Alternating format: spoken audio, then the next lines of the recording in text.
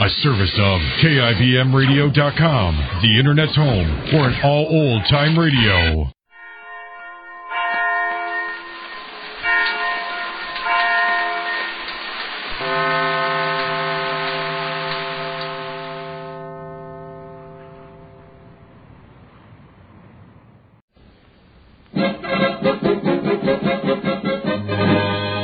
Jerry of the Circus.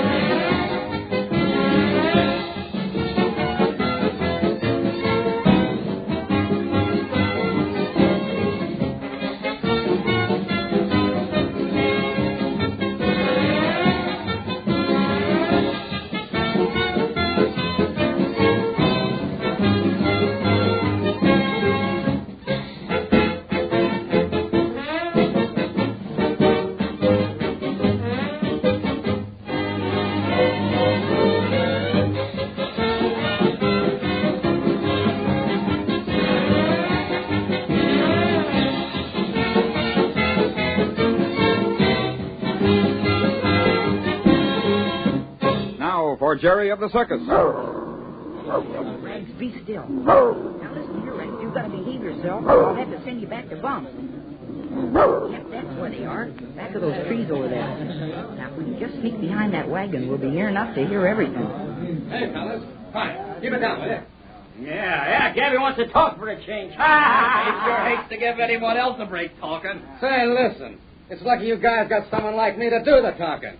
Where'd y'all be if it wasn't for me? Back on the lot, waiting for the flag to go up on the mess tent. That ain't what I mean, and you know it. Well, we can hear great from here. Okay, Gabby, we're listening. Where would we be? Yeah? You'd still be working for a measly paycheck and few meals a day. Of all things, say those meals alone are worth more. Now, look here, fellas. We all stood by that circus when it blew up in that cyclone. I'll say we did. You bet we did. And we worked day and night. Yes, sir. Yeah, we got the circus ready and set up in 3 days. And night. But did Mr. Randall offer us extra pay? Yeah. We probably saved him thousands of dollars by getting things ready so quick. But you notice he don't offer us no raise. Yeah, that's right. We ain't good enough, not important enough to the circus. But what about the performers? You notice their big salaries go right on, whether there's a show or not. Yeah, we do all the work. Yeah, they get all the gravy. Say, this is awful. It's not fair either. Now, this is what I gotta say.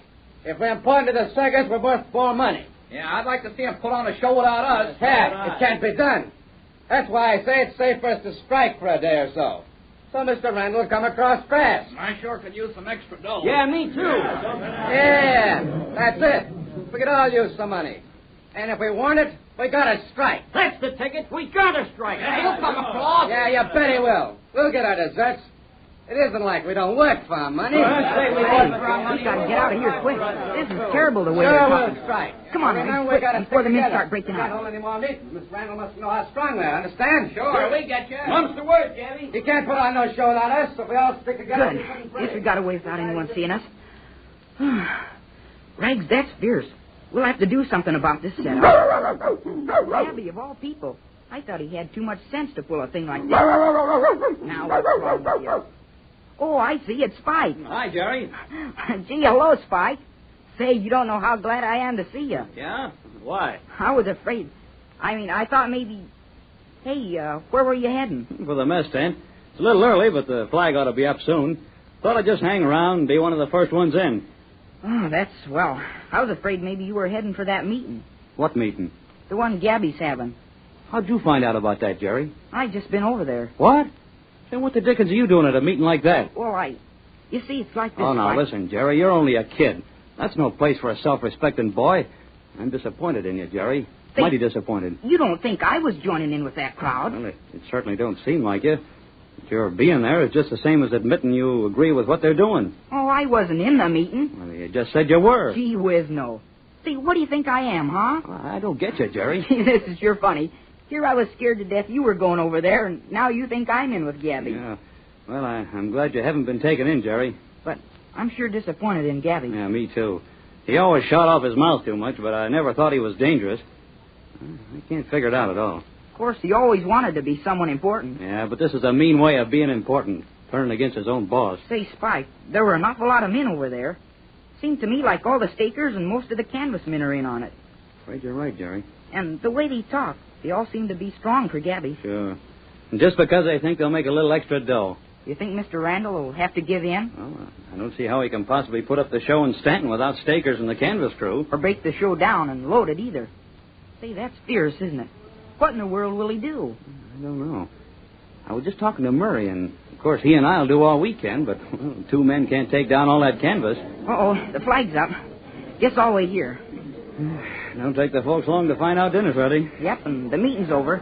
Look at the men coming over from that back lodge. Yeah. I notice they're not striking when it comes to food. Yeah, just when it comes to work. Oh, well. Guess I'll put the nose bag on. Okay, Spike. All right. See you later, Jerry. You bet. So long, Spike.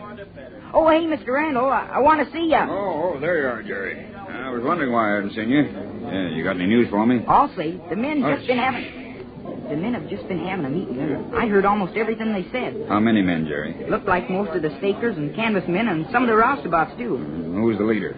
Gabby. Gabby. Why, say, that man's been with me for years. I can't understand his... Well, they're going to strike right now, tonight. What can we do, Mr. Randall? How can we get the circus loaded tonight? Gee, seems to me we're in an awful fix. Has the meeting broken up? Yeah. The men have all gone in the big end of the mess tent. Well, I think I'll take the bull right by the horns and go in and talk to those men now. Don't think it'll do much good. Not the way they were talking. We'll see. I'll have to find out anyhow, because strike or no strike, we're opening tomorrow in Stanton. But how can we if they Listen, strike? Jerry, if you want to do a thing badly enough, you can perform miracles. We'll open, you'll see. If you don't mind, I'm going to hang around and listen. Oh, good. Well, here goes. Quiet, everybody. Quiet. Hey, pipe down. See, it's the boss. I'll only take a minute, men, but I want you to listen till I'm through. If any of you think this proposed strike is going to keep us from playing Stanton tomorrow, you're very much mistaken. Oh, yeah. Just a minute. I'm not through. Just a minute. Those of you who are loyal will help load the show tonight as usual. We'll carry the rest of you on to Stanton if you want to go. We'll feed you while you're there. Those who are on strike will find a deduction in their paychecks for the number of days they stop working. But there will not be a raise in salaries at any time during the season, and that's final. Yeah, you can't move the circus without it. Don't be so sure of that, Gabby. That's a bluff. No, it isn't a bluff. I'm carrying the strikers on to Stanton for only one reason. To show them we can put on the show regardless. If the strike isn't broken by the time we leave Stanton, I'll have a whole new set of men put on the payroll. I kind of scare us. Yeah, but don't worry. Don't worry, we'll stick together and we'll get that raise. No, you won't, Gabby. And I advise you to forget this strike. Oh, come on, man. Let's be friends and work together for the good of everybody. How about it, men? I don't let him put it over, men. We know our rights. All right, Gabby. It's as you men decide. That's all I have to say. But think it over before you make your decision. Good night. You were wonderful, Mr. Randall.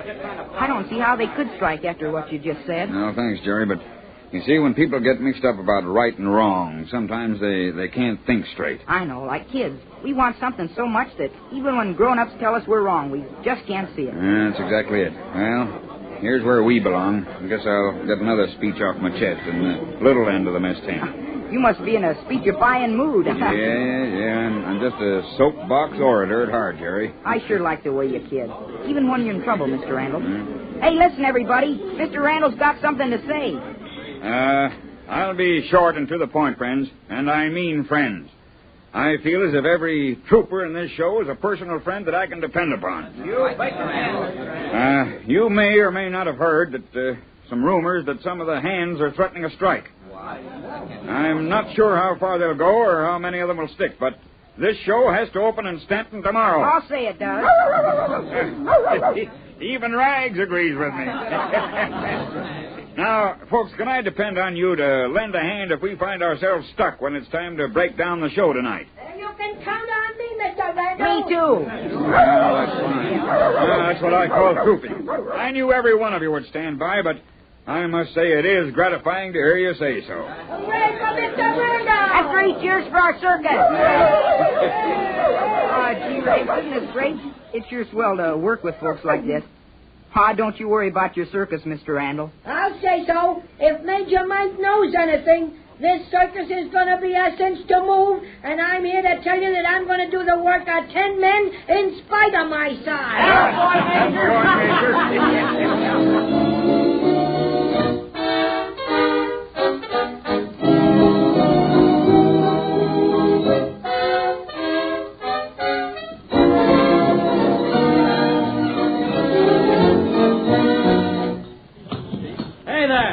With that end. We got to get this canvas rolled way back into that wagon. And I'm just a person to help. Here, I'll climb up there, and then I can crawl right into the wagon on this end of the canvas. Okay, Major, that's a good idea. It's kind of hard to put this stuff in right when you're not used to it. Yeah, I guess it's pretty lucky having a little man around. There's everyone who can get in here and paint these canvas rolls in so well. Hey, let me help there. Not at all, not at all. I'm doing fine. No, sir. You better help with the other load, Jerry. See if you can climb into the wagon like I'm doing, and then you can help get these rolls in straight. Hey, that's a great idea. Yeah, you bet it is. It's saving a lot of time, too. I always said it's better to have brains than brawn. Yes, sirree. A good head wins every time. Well, I'll be seeing you.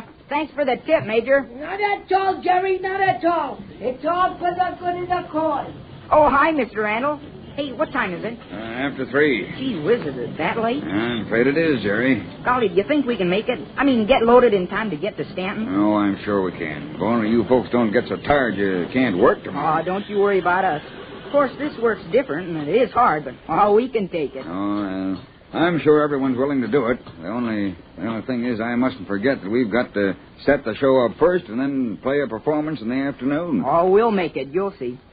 Well, I better get up on this wagon and help load. Oh, what's wrong? I don't know. That's funny. They just finished loading that wagon back there. Good night. Say, I'll bet they locked the Major in with all that canvas. Huh? Oh, well, where? How? It is the Major. Hey, Spike! Spike! But they've locked it up. Someone must have locked that wagon while I went to get Murray. I forgot to tell him the Major was inside. Quick, men. Unlock that wagon. He might smother in there. I know I shouldn't laugh, but gee, it's sure funny. The poor Major. It would happen to him. Yeah, there you are, Major. Lucky thing you yelled. Lucky. Lucky, you say? Say, who locked me in there? Was that supposed to be a joke? Oh, gosh, I'm sorry, Major. I just left for a minute. A minute? A minute? And I might have died!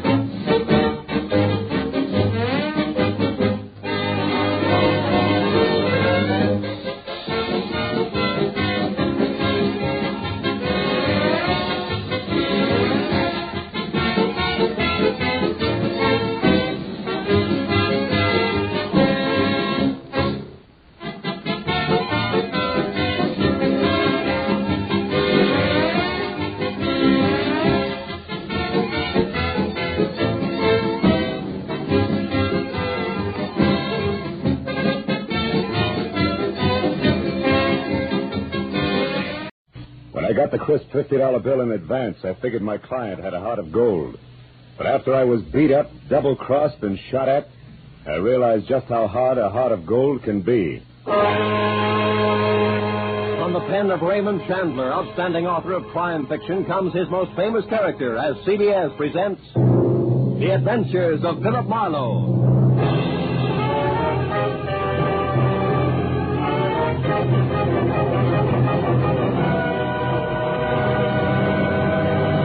And now, with Gerald Moore, starred as Philip Marlowe, we bring you tonight's unusual story, The Heart of Gold.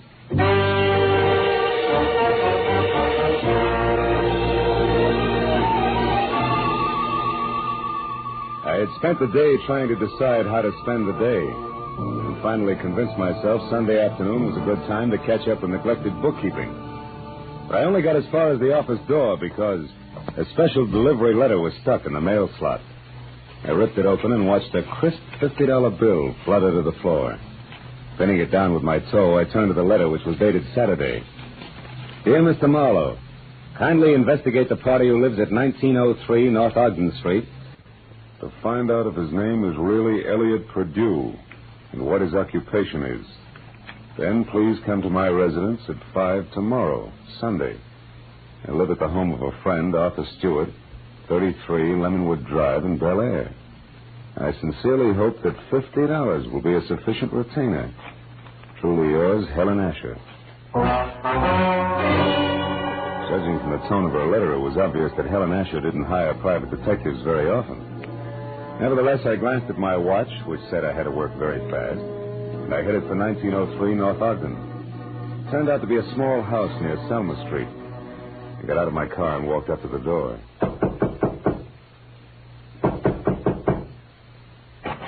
Good afternoon, sir. You the resident here? That's right. What do you want? I represent the Dr. Potter poll of public opinion. I'd like to ask you a few questions regarding... Sorry, but I don't have any opinions to express. Oh, even the opinions of a man with no opinions are important to us. Now, let's just let me step inside here, get out my notebook. There we are.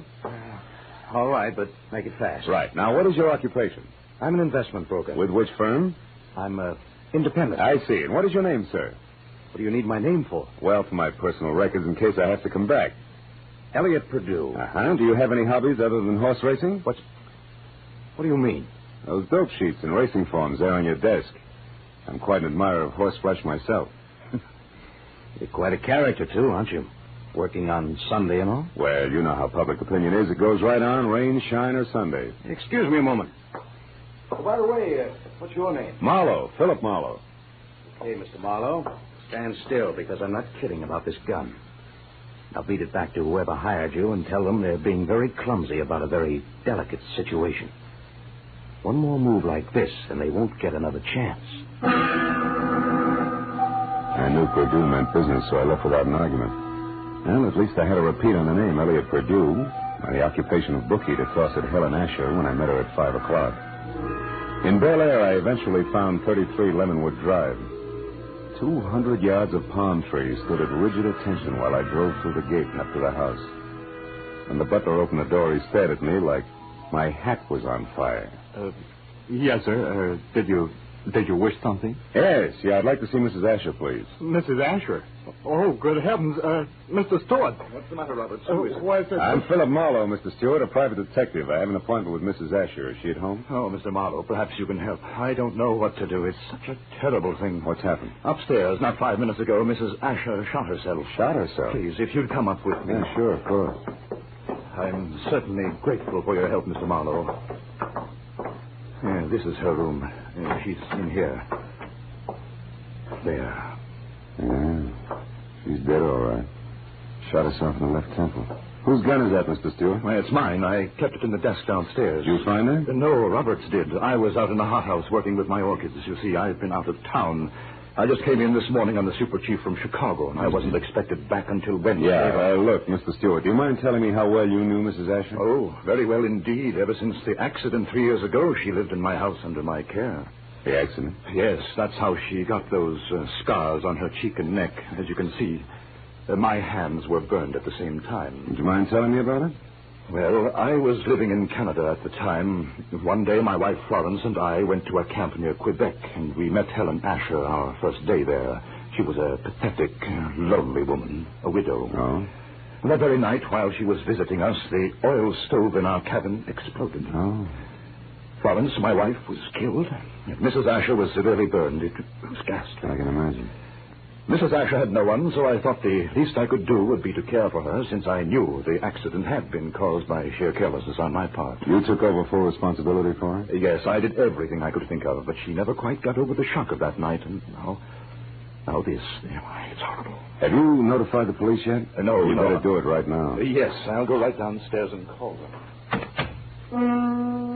The dead woman on the floor had been beautiful once. No doubt about it.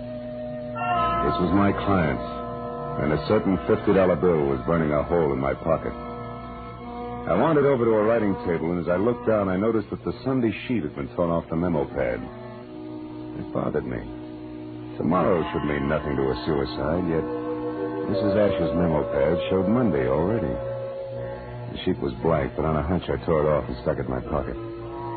I was about to turn away when I saw a book of matches from the Conga Club.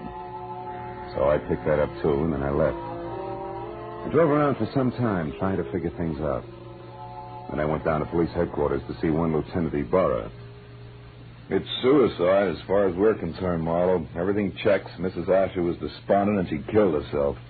She didn't leave a suicide letter, but they don't always. How'd you get in on this? Well, she paid me $50 in advance to air out a small-time bookie or worse named Elliot Purdue. Incidentally, what's the background on Arthur Stewart? Oh, he's a big-money fashion designer. Started his business on his wife's insurance. She died in an accident in Canada. He did a lot for Mrs. Asher because he felt responsible. Yeah, I know all that. But was she left-handed? Did Stewart come in on the super chief this morning, and was it the butler that found the body? That's right. We checked it all. Oh. Hey, look, Phil, do you have any good reason to think this isn't suicide? No, not really. It's just that $50 in advance that bothers me, I guess. Oh, by the way, I've got a piece of paper I'd like the boys in the lab to run a test on, okay? Sure, Casey will fix you up. Marlowe, I figure suicide now, but I can always change my mind.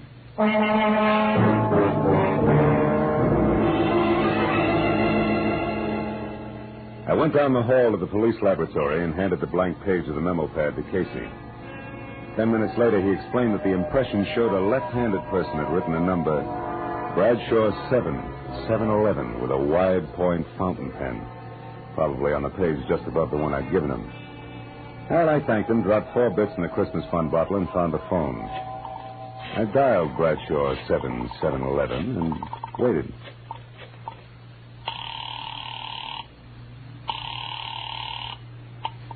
Hello? Hello? Who's this? The man in the moon. Come up and see me some other time. Hey, wait a minute. I like your voice. And besides, 711 is a very lucky number. 3 passes in a row. But don't let it fool you, Jack. The answer is no dice. Goodbye. Yes, well? I gathered she was in no mood for playing, so I decided to be strictly business and dialed again. There was no answer. I let it ring for some time, but Miss Golden's voice obviously wasn't taking any more anonymous calls. I'd left only the long shot, the book of matches I'd found on Mrs. Asher's desk. The Conga Club was on the Sunset Strip, so I drove out there, found a parking space on a side street nearby, and went in. I didn't know exactly what I was looking for, so I paid $1.10 for a scotch and soda worth 40 cents, just to help pass the time.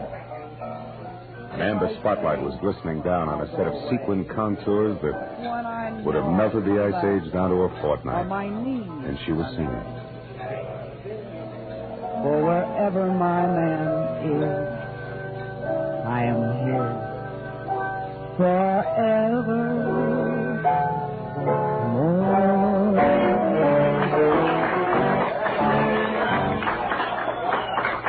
I knew it was Benita, the Conga's featured songstress, and I knew something else, too. There was no mistaking that voice. She was the girl with the lucky phone number. I wrote her a note, called the waiter to the table to deliver it, and then sat back to watch her as she glided over and sidled into a chair opposite me. It was your penmanship that intrigued me, Mr. Malone. It was your voice and so forth, mostly the so forth, that got me, Benita. Would you care to decipher the Sanskrit you call a note? The waiter said you wrote it. Sure. It says important business. That's an idiom. If you wanted to talk turkey, how would you translate it? Do you know a woman named Helen Asher? Not that I remember. Why? Well, your phone number showed up on a memo pad. How do you account for that? How should I know? Maybe she intended to call me up. Look, you're quite a handsome man, Mr. Marlowe. But you look silly with your nose bent. Why do you keep sticking it into other people's business? Because besides being paid for it, it sometimes leads to meeting interesting and beautiful people. Present company included. What do you want? Mrs. Asher killed herself tonight. Mrs. Asher's dead? Yeah. And considering you said you didn't know her, you look very put out about it. All right, Marlowe, you win. But let's not talk about it here. Finish your drink while I get out of this costume. Then meet me outside by the front door in 10 minutes.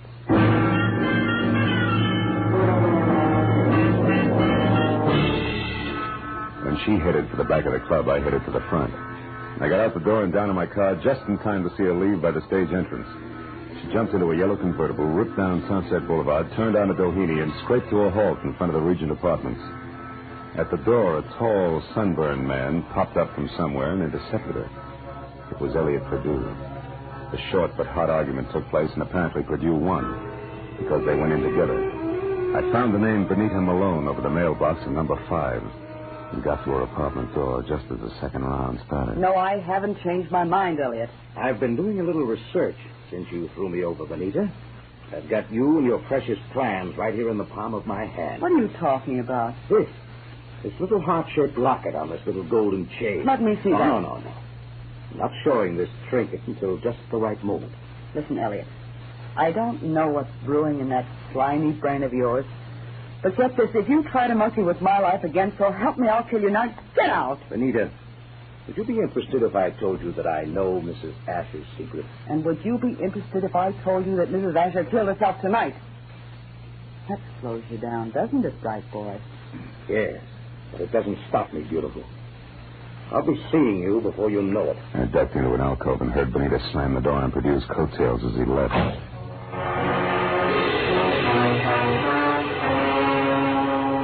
So, now I knew that Perdue, a locket, and Benita Malone added up some way to a bullet in the head for a scarred woman with a secret. I went back to my car and drove out to Stewart's house in Bel Air.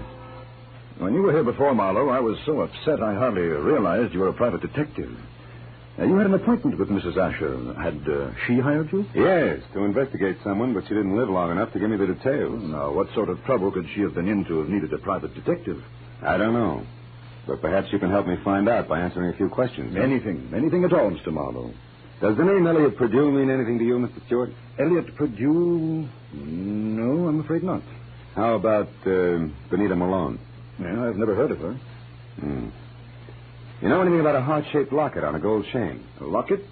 A gold locket? Yeah. Mrs. Asher had a heart-shaped gold locket. Where'd she keep it? Well, upstairs in her jewelry box, I should imagine. Come on, let's have a look, huh? Yes. Right up these stairs here. This is her room, Marlowe. I know. I was here once before.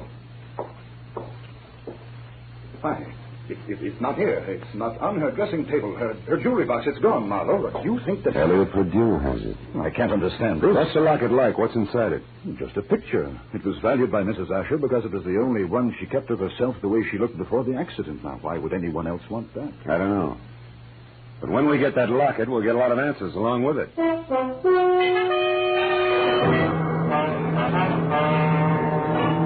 Now I was more convinced than ever that Elliot Perdue, Benita, and the late Mrs. Asher's secret were all dangling from the same chain that supported the gold locket. I said goodnight to Arthur Stewart and started back for Hollywood. But a moment later, I changed my mind and abruptly swung onto a shadowed side road and parked, lights out. It had suddenly occurred to me that a gallivanting Mr. Perdue might call on Stewart. And if so, I wanted to be on hand.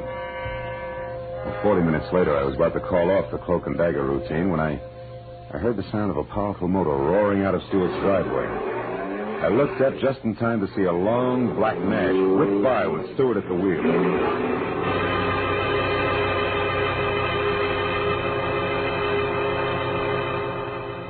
From the speed of the car, I was certain he wasn't going out for the morning papers. Decided to go back to the house and question the butler while I could have him to myself. Oh, why, no, Mr. Marlowe. I haven't any idea where Mr. Stewart went. I only know that he had a telephone call, after which he dashed out of the house highly upset. Well, maybe some sick friend needed sitting up with, huh? But tell me, Roberts, did you ever hear of a man named Elliot Perdue? Oh, yes, sir. He called on Mrs. Asher here once or twice while Mr. Stewart was away on business. When did you last see this Mr. Perdue, Roberts? Yesterday morning, sir, about 10 o'clock. And one thing more, did you ever see Mrs. Asher wearing a gold locket, a heart-shaped one? Oh, quite often, sir. As a matter of fact, she asked me about it just yesterday morning, shortly after Mr. Perdue left. She couldn't locate it anyplace. A singular coincidence, huh? Oh, by the way, what do you know about a singer named Benita? Benita? I've never heard of her, sir. Are you sure she's never been out here as Mr. Stewart's guest? Why, I'm positive, sir. Mr. Stewart never has any ladies out here, of any kind. Oh? Doesn't that strike you as being strange, Roberts? After all, Mr. Stewart's a very eligible widower. Widower, yes, Mr. Marlowe, but philanderer, no. Good night, sir.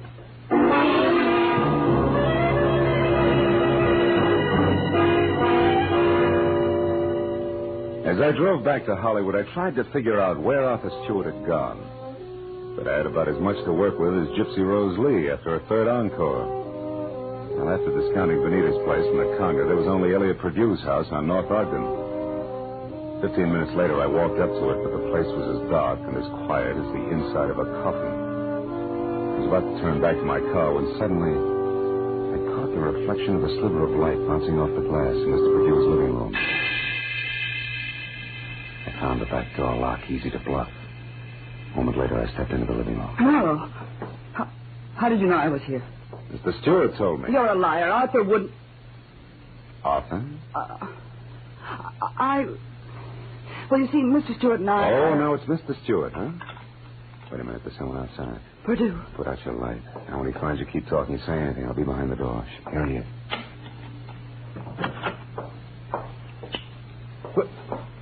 Well, Benita. What a waste of time, my dear. While you've been here rearranging my socks, I've been talking to your boyfriend with the locket safely tucked away right here in my breast pocket. How clever of you. How absolutely ingenious. It's a bit late for nasty words between us, Benita, because possession of you was part of the bargain I struck with Mr. Stewart. You see, What are you staring at? My big blue eyes, Perdue. Don't move or I'll blast you. You'll do nothing. Get the gun, Benita. Now, Perdue, we'll play some more. Now the gentleman's breast pocket. Ah, here it is, Benita. Safe and sound. Which is just the way I want it, Phil. What? My own gun. Why, you beautiful The locket, snake. Marlowe. Come on, I get nervous with one of these things in my hand. Throw it here. Thank you. Now, when I leave, Phil, don't come after me, because I'd hate to fill you full of little holes. Good night, dear.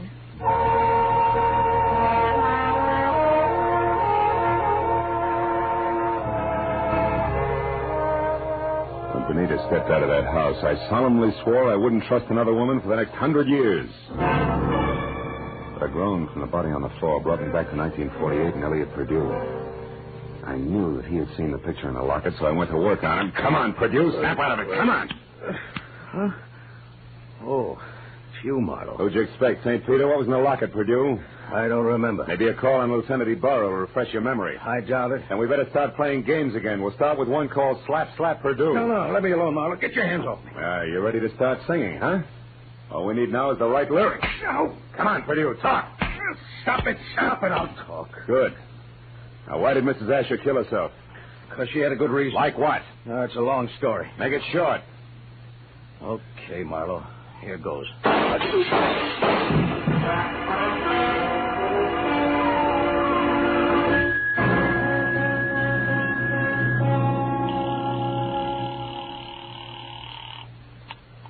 Lieutenant Ibarra speaking. Marlowe, Ibarra.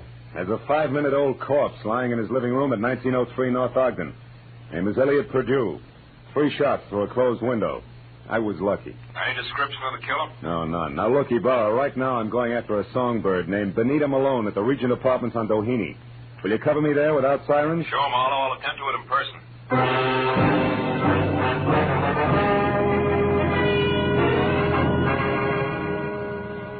It was only a healthy centerfielder's peg from Perdue's house to Benita's. When I got there, the place was dark and a car wasn't in sight.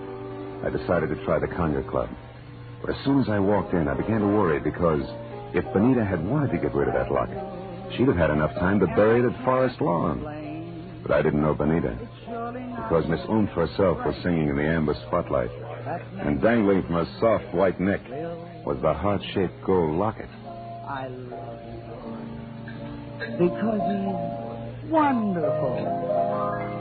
Because he's just my Bill.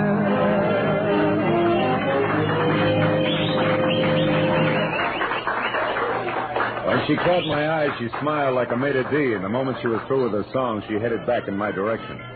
But before she got to me, I saw her give the high sign to an ape in a tuxedo. He looked at her and then across toward my table and left the room. I watched Benita glide across the floor in my direction. She was distinctly a thing of beauty. Well, Phil, what do you think of my singing? No, I'm just crazy about it. That and your jewelry. Especially that locket, family heirloom. Mm-hmm. It was more or less handed down to me, generation to generation. That's an old Spanish custom. Yeah, so I've been told. And I imagine tradition prohibits your parting with it, huh? That's right. Unless, of course, someone with oodles of money offers me lots of it in exchange. Then naturally I'd be obliged to part with it. I don't think you'd feel obliged to your mother on the second Sunday in May. Besides, I don't have oodles of money. Oh, you should have told me that earlier. Goodbye, good looking. Hey, wait a minute. We couldn't do any business in a minute. And don't follow me if you want to stay pretty.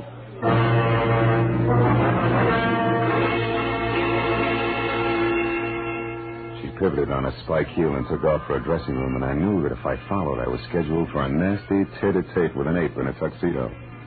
When I made the lower floor and saw that the long corridor to a room was empty, I knew the setup. The ape would be on the other side of the door waiting. Benita still had my gun, so I got the nearest substitute for a blackjack, a full bottle of Paul Masson champagne.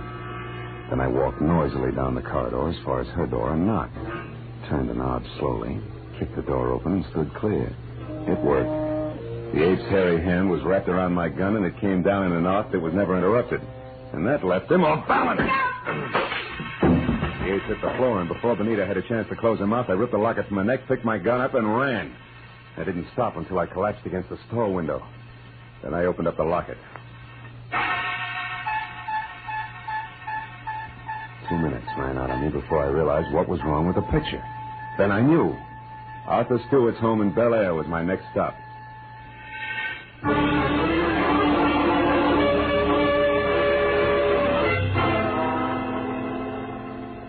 30 minutes later, I pulled up away from the place and parked. And keeping in the shadows, I approached the house where only the library and an upstairs bedroom showed any light. The library had French windows. When I moved up close, I was startled by the sight of a figure going through Stewart's desk. I stepped into the room and found it was my little friend, Benita. I've got my own gun again, Benita. Phil. Oh, doing a little dusting, honey? Oh, don't be funny. I'm not trying to.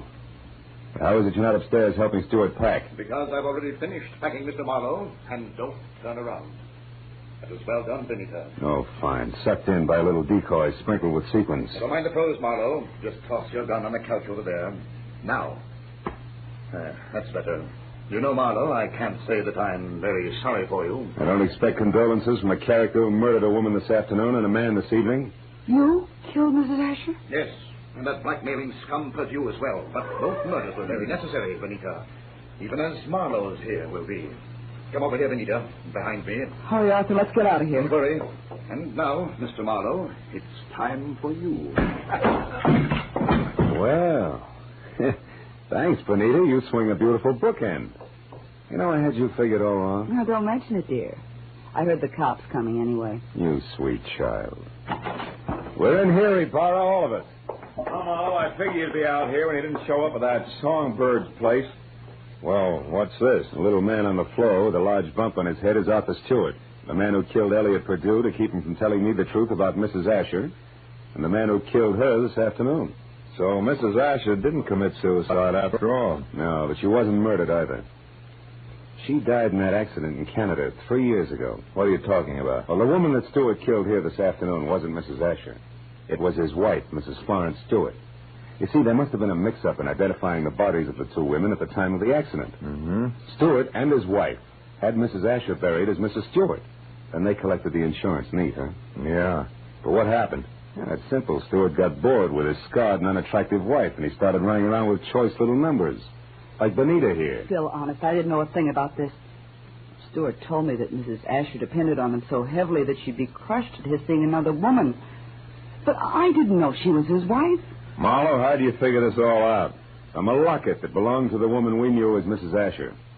It had a picture of Stewart and Mrs. Asher taken in dress clothes before she was scarred.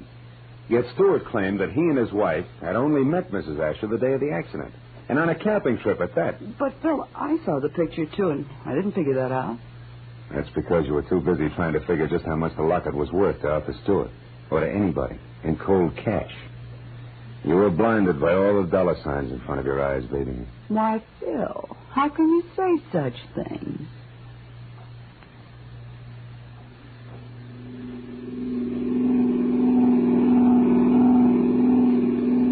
Now, Marlowe, just so I don't toss and turn all night, tell me just why you were hired in the first place. Well, Ibarra, it goes something like this. When Perdue knew that he was losing Benita to Stewart, he decided to check up on the opposition. And he not only found out what he wanted to know, but he found out a lot of things, too, that he didn't want to know. Mrs. Stewart, the late Mrs. Asher, became suspicious of his questioning, and incidentally of her husband. So she sent for me. Well, Marlowe, Stewart certainly had me fooled. I doped him out to be a very generous guy, a great benefactor who was doing the right thing for a lonely, unfortunate woman. Yeah, looked like he had a heart of gold, all right. But a funny thing, Ibarra, in the end, it was this heart of gold, this locket here, that got him. Mind if I keep it? Not at all. You had a tough enough time getting hold of it. Good night, Phil.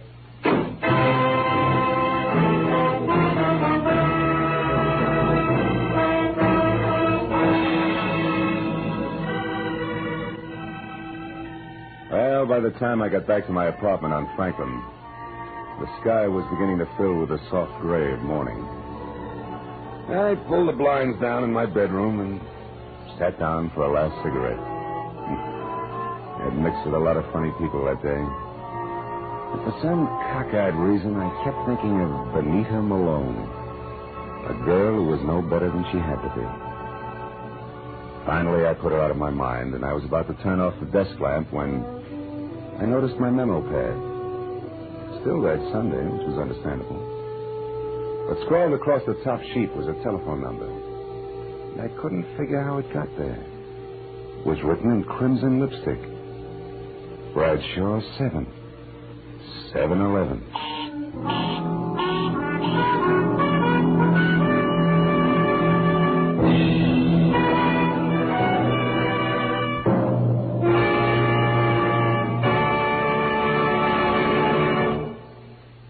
The Adventures of Philip Marlowe, created by Raymond Chandler, stars Gerald Moore and is produced and directed by Norman MacDonald. Featured in tonight's cast were Gloria Blondell, John Daner, Jack Moyles, and Ben Wright. Detective Lieutenant Ibarra was played by Jeff Corey. The special music was conceived and conducted by Richard Orant.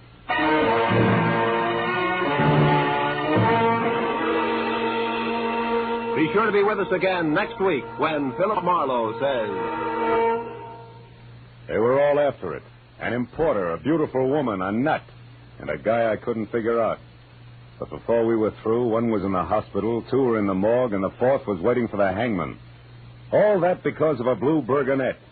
Something I'd never even heard of before.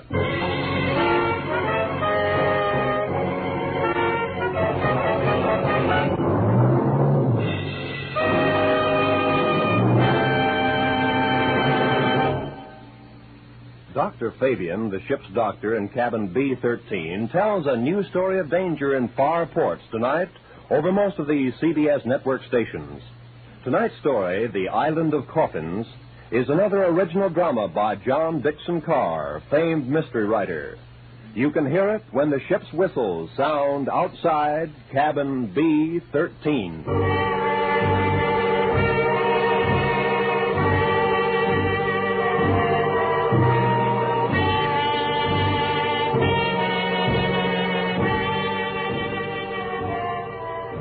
This is Roy Rowan speaking.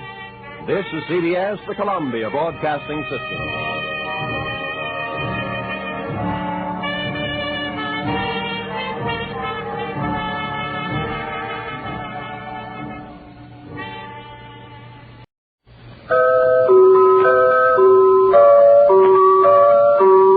Pepsi-Cola, P-E-P-S-I. That's your smartest cola buy. Pepsi-Cola presents Counterspy.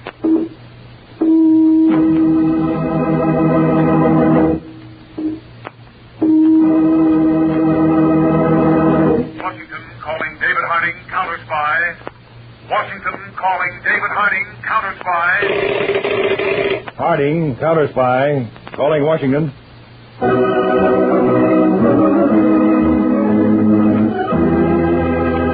United States Counterspy, especially appointed to investigate and combat the enemies of our country, both at home and abroad.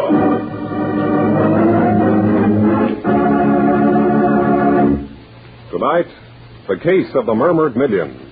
Another Counterspy report to the American people, brought to you each Tuesday and Thursday by Pepsi-Cola. Pepsi-Cola hits the spot, 2 full glasses, that's a lot. That's right, you heard what they said. 2 full glasses of sparkling Pepsi from one big 12-ounce bottle. You're getting an extra glassful. And what a delicious glassful.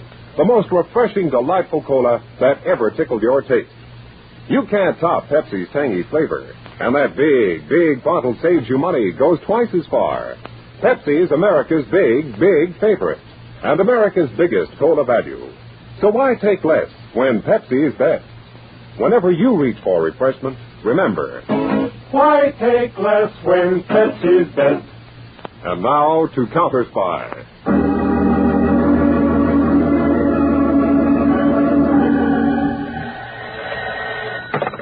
Hello? Oh, yeah, Tony. With the same guy? Boy, that little two-timing. Where are you now? Oh, downstairs in the lobby. Is she on her way up? No, you don't have to tail her anymore. I got enough for a nice big burn. Okay, ring off. Dang. I learn you. Well, Rocky, I got something I want to talk to you about. Me first, Dad. I got something I want to give you. Well, it's about time. I've been due for... You've been due for this for a long time. Rocky! Obey makes a jerk out of Rocky. Gun. Oh, Rocky, don't! Time and me for a 2-bit con man. Oh! Oh, stop it, Rocky. Stop it, I tell you. Don't tell me nothing. I know it all. Nobody pulls the wool over Rocky's eyes. Oh! He's good, this guy, Norman. Huh? Worth taking a beating for? He's that good at playing around? Oh, no, Rocky, no, please. Please, this was business, strictly business. You know what I think of that kind of business? Oh! Listen. It's for you I did it. He wants to meet you, it isn't me. That's good. That's really good. He wants to meet me so he plays footsie with my dog. I'd only come up here, I got an address. Oh, no, Rocky. Will you listen, please? No more. Okay, I got time. Speak your piece once and good. Because then I'm going to kick your teeth in. Oh, listen, he wants to see you. He's got a proposition. I was going to set up a date when you started. Not the fairy tale, Dad. I looked him up.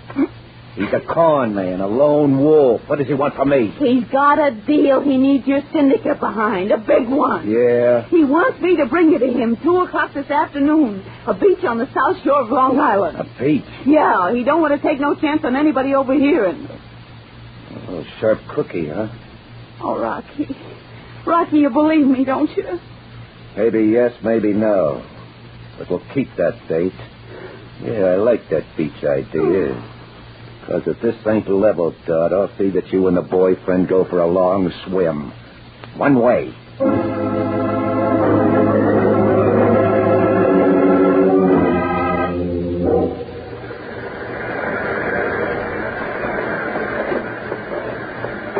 That's him, Rocky, down on the beach. Come on. Yeah, sure.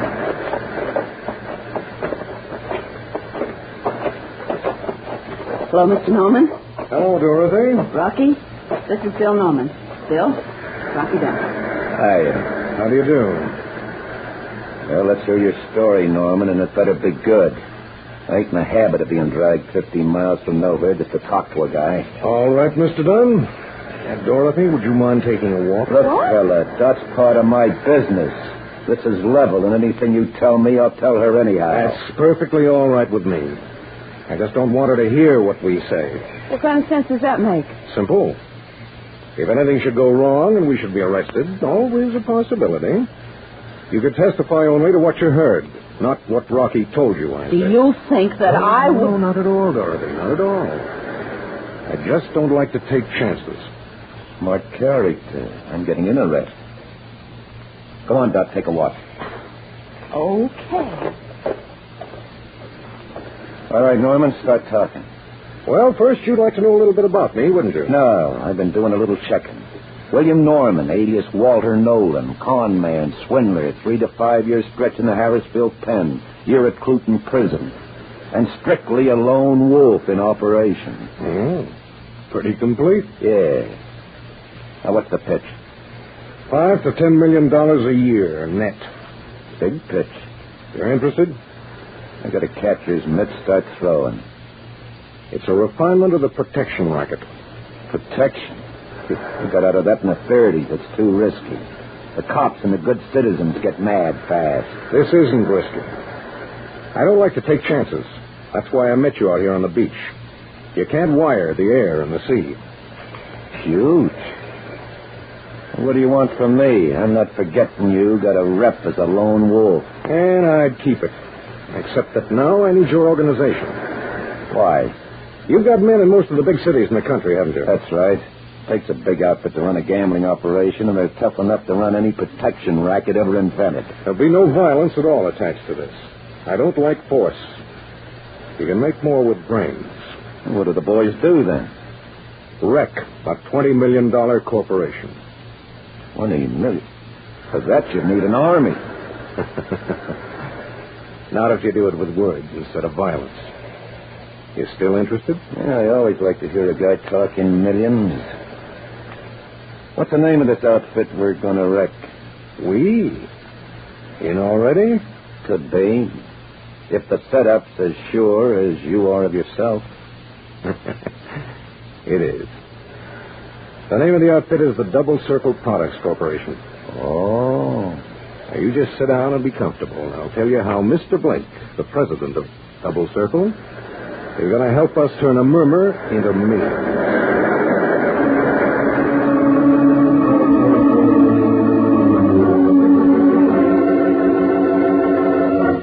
All right, Mr. Norman, you've got 5 minutes of my time. Make it brief and to the point. I'm a busy man. All right, Mr. Blake. I'm here to sell you the services of my organization, Norman Associates, Public Relations. You're 5 years too late. I already have a public relations agency. Right, Mr. Blake. But they go after the press, radio, mediums of mass communication. I go directly to the people themselves. Well, that's not very clear. Your products go into practically every American home. Suppose the public should get the idea that Double Circle merchandise is inferior. What? Possibly dangerous. And start talking about it. You could lose a lot of business. Nonsense. There's not a thing wrong with Double Circle products, and there never will be. You've got nothing to sell, Mr. Norman. And you've wasted enough of my time already. I'm satisfied with my present public relations. I was afraid you'd say that, Mr. Blake. I'm sorry, because I offer my services only once. I assure you that's been enough, Mr. Norman. I'd like you to remember that, Mr. Blake. Just in case anything should happen to your concern.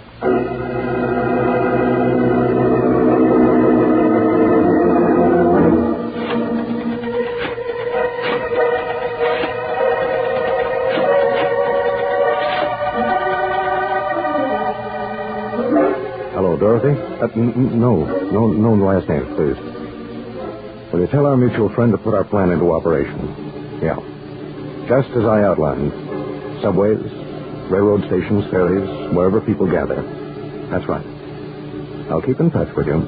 Goodbye.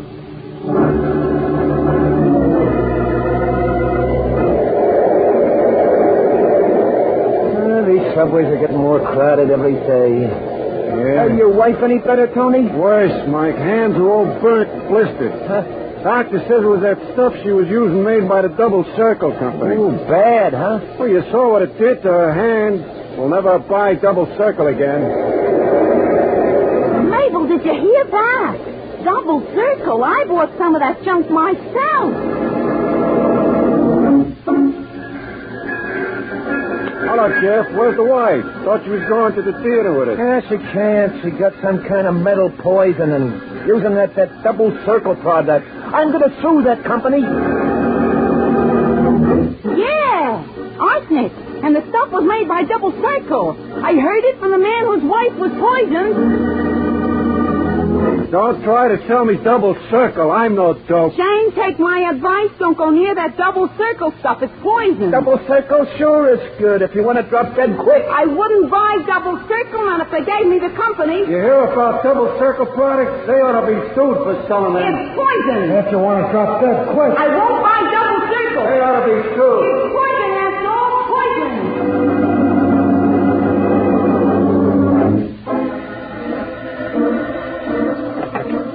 Blake speaking. What is it? More cancellations? From where now? The West Coast. Look, we've simply got to put more pressure on our salesmen. I know all about the rumors. We're spending every cent we can to combat them, but we can't keep it up in the face of these cancellations. 2 more weeks and we'll be forced to sell out.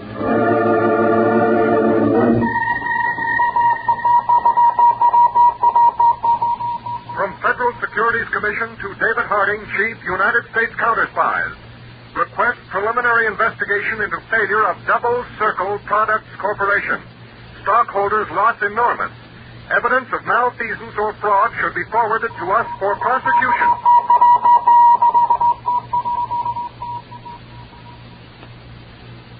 4 months, Mr. Harding, that's all. 4 months and a $20 million business practically wiped out.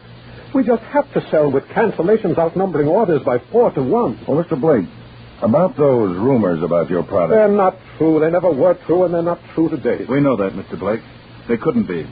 The federal trade laws protect consumers against the sale of anything harmful. Well, I wish more people were aware of that, Mr. Peters. Well, nevertheless, Mr. Blake, rumors have to spring from someplace. Now, have you any idea at all how they started? I've been thinking about that. Your competitors? Mr. Peters, free enterprise is a competitive system, but there are rules and ethics.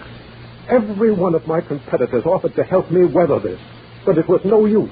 Well, then what were you thinking, Mr. Blake? Oh, what's the use? You can't arrest a rumor. If it's criminal slander and you can prove who started it, you can. Proof? I can't prove anything. But you suspect something, Mr. Blake. I do, Mr. Peters.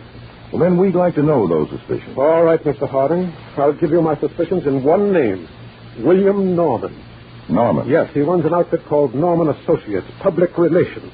He predicted this might happen when he tried to sell me his services. Oh, a prophet, huh? A very pointed prophet, because he underscored his prediction.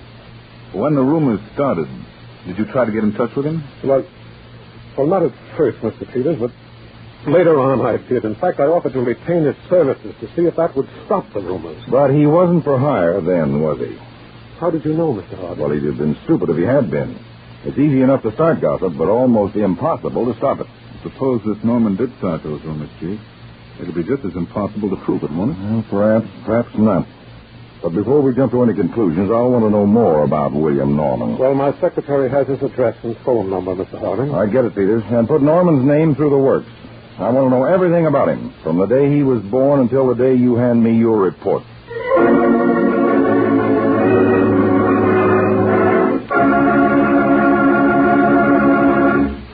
Back to Counterspy in a moment. But first... Pepsi-Cola, hits the spot, truthful glasses, that's a lot. Lots more value, lots more zest. Why take less when Pepsi's best? More and more, among fellows and girls, among mothers and dads, you hear that sane and sensible question, why take less when Pepsi's best? No budget, no allowance ever had a better friend than tangy, sparkling Pepsi-Cola. Because one big 12-ounce Pepsi bottle gives you 2 delicious drinks. That's twice as much tangy taste, twice as much delicious Pepsi to go just twice as far. That's why more and more families say, why take less when Pepsi is best? Yes, families like yours and mine. Families all over America. They're all saying, why take less when Pepsi is best? Pepsi-Cola's so delicious, and each bottle makes 2 drinks. It is certainly the cola for the purchaser who thinks everybody's drinking Pepsi. Just compare it with the rest.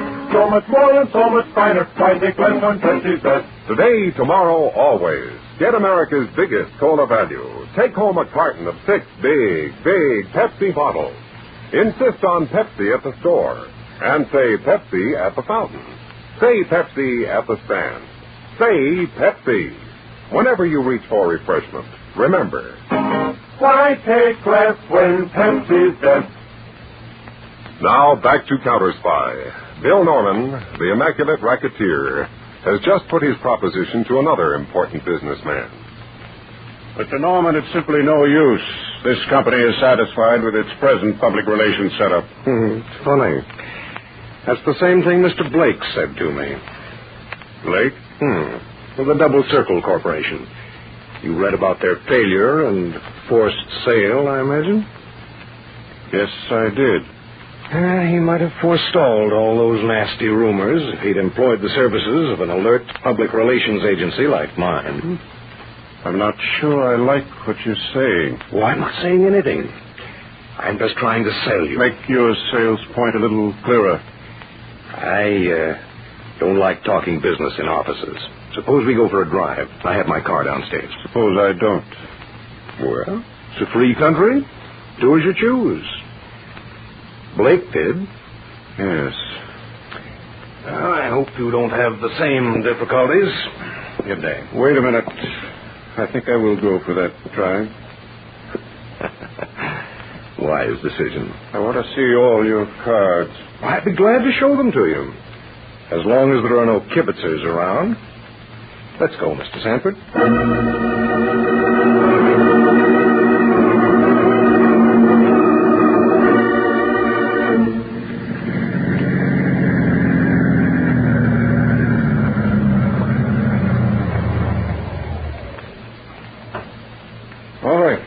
Let's have your proposition. Not here, Mr. Sanford. I even suspect my own car. Someone may have wired it. We'll just go for a little walk in this field by the road and then talk. Whatever you say.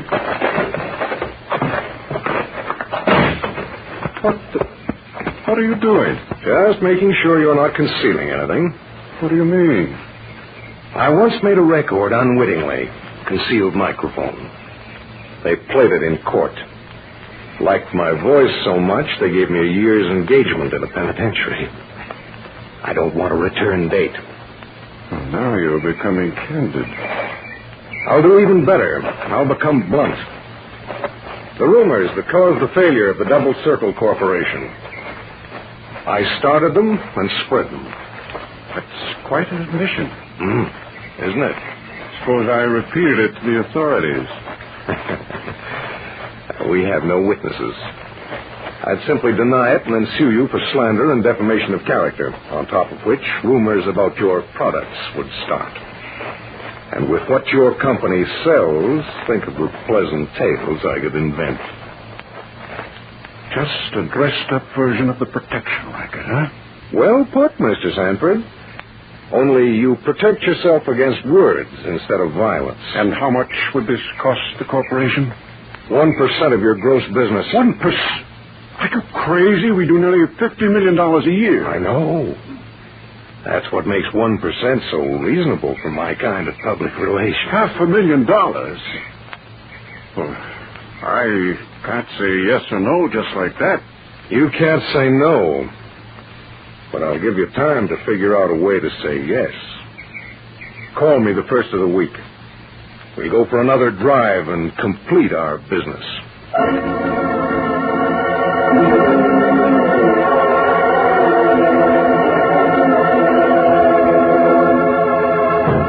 Here it is, Mr. Harding. A report on William Norman. Complete. From the day of his birth, September 12th, 1911, up to and including yesterday when he called on Colton Sanford of the Sanford Beauty Corporation. Sanford. Any of our agents seen Sanford yet? No, not yet. Well, then we will. I want to find out what Norman said to him. Well, now, what about Norman's background? Well, he served time in 2 state penitentiaries. It would have been more except he's had good lawyers. He's been a confidence man from the age of 22. And suddenly he blossoms out into a public relations expert. Blake had a good foundation for his suspicions. Yes, Dave, but he was right about proof. There's not a thing to connect Norman with the rumors that ruined Double Circle unless we tried to trace them back. Oh, impossible. We'd be licked before we started. Besides, even if through some miracle we did trace them to Norman, it wouldn't prove a thing. He'd just say he heard them somewhere else. No, our best bet is to start at the source. Interview Sanford. Find out what Norman told him. Okay, Chief, but Norman would hardly admit to Sanford that he was the cause of Blake's bankruptcy. All wrong, Peters. If what we suspect is true, Norman had to admit it. What do you mean? Well, that's the flaw in any protection racket. The crook has to reveal himself to his victim in order to extort money. Nobody'd pay off otherwise. Now, our job is to get Norman to reveal himself in the presence of a witness or a microphone well hidden. And Mr. Sanford is going to help us do just that.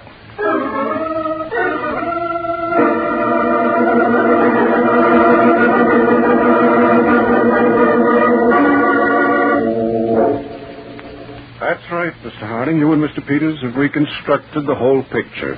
Norman definitely admitted he did the Blake job. Admitted? He boasted about it.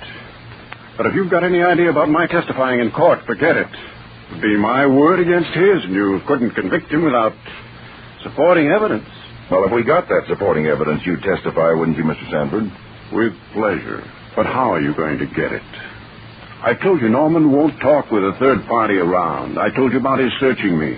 Norman sounds even smarter than his record indicates. Well, perhaps too smart, Peters. Mr. Sanford, you say Norman didn't start talking until you were well away from his car. That's right. He wasn't taking any chances on eavesdroppers. When you meet him again, it's supposed to be the same setup, huh? Yes. Same place? Well, I don't know. The last time we drove around, he just seemed to stop at the first convenient country field. Well, that gives us no chance at all to stake out microphones and recorders. Maybe we can do it another way. Well, how, Mr. Harding? You want proof that will stand up in court. The only way you'll get it is from Norman's own lips. Right, Mr. Sanford. That's just where I intend to get it. When are you supposed to meet him? The next 2 or 3 days. I call him to set the time. Okay. Make sure it's daylight. And as for the date, Peters, call the Meteorological Bureau in Washington. Tell them to give you as positive a forecast as they can on the weather for the next 3 days. Now, Mr. Sanford. Yes, Mr. Harding. You'll meet Norman on the nicest day of the 3. Well, what are you going to do, Mr. Harding? Just what you suggested. Convict Norman from his own lips.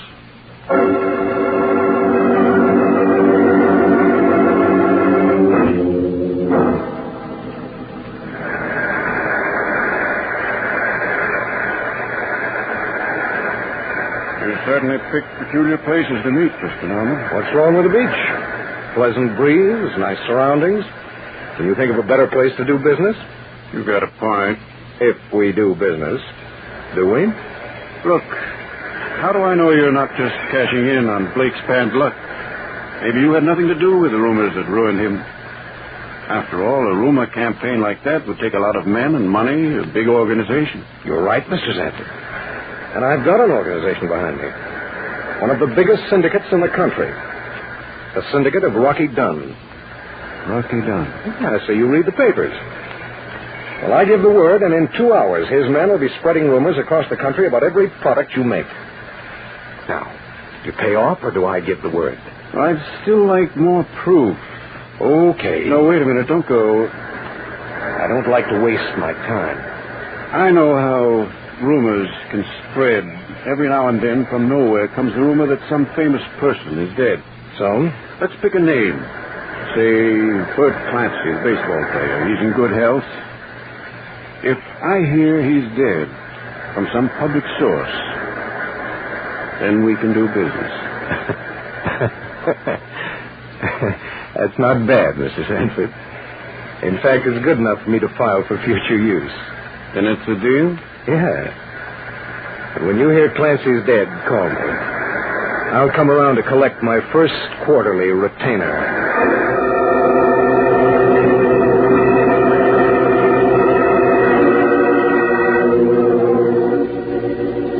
Mr. Norman? Yes? This is Colton Sanford. I just heard a rumor that Bert Clancy died. So did I.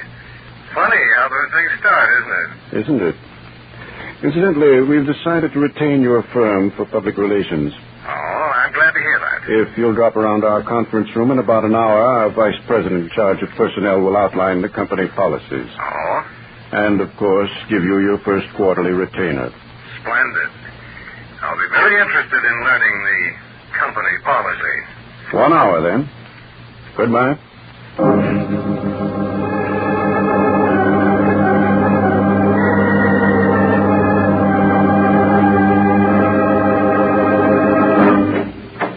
Right in here, Mr. Norman. I'm sorry Mr. Sanford was called away. He left a note about the retainer, I hope. Oh, naturally. We'll pick it up in accounting. After you've seen the orientation film we like to show all new executives. Well, let's get to it then. Of course. Oh, this is Mr. Thurman. He'll run the projector and interpret. Hello? How do you do? Well, shall we start? Well, I'm expecting to... Oh, that must be the... Excuse me. Come in. After you, Rocky. Now, listen, I don't want it. What? Mr. Dunn. You know each other? Well, yes, but I wasn't aware that Mr. Dunn was connected with your company. I thought he was connected with your firm. Hey, what is this double talk? Don't you know who this guy is, Norman? I don't think I got the name. I didn't give it, but it's Harding, David Harding. The Counterspy, Norman. It's some kind of a pinch. Keep quiet, Mr. Dunn. I'm sure Mr. Harding will explain the meaning of this himself. With pleasure. But first, I'd like you to look at some moving pictures, Mr. Norman. Peters, will you turn out the lights and stay with Rocky? Right, Chief. Thurman, start the projector. Yes, sir.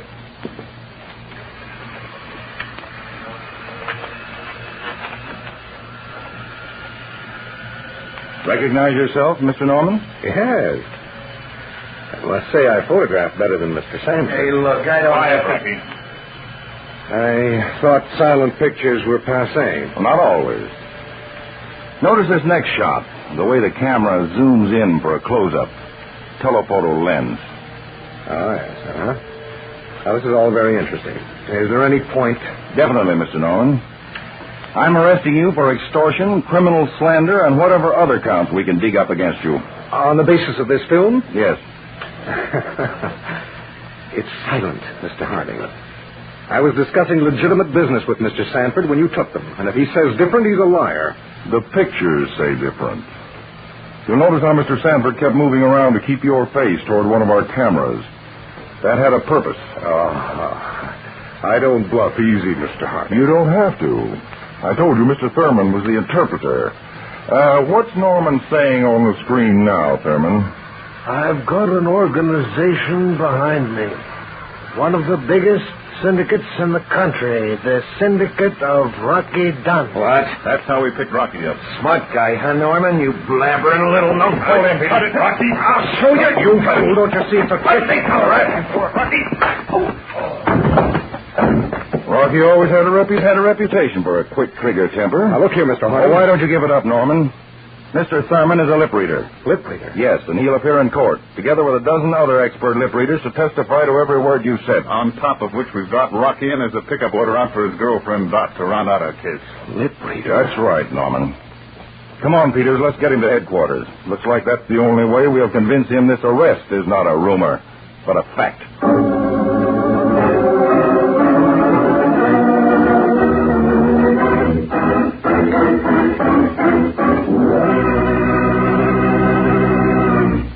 When your friends drop in, be generous, but be thrifty, too. Serve plenty of delicious Pepsi-Cola. Pepsi's big 12-ounce bottle gives you not just one sparkling glass full, but two.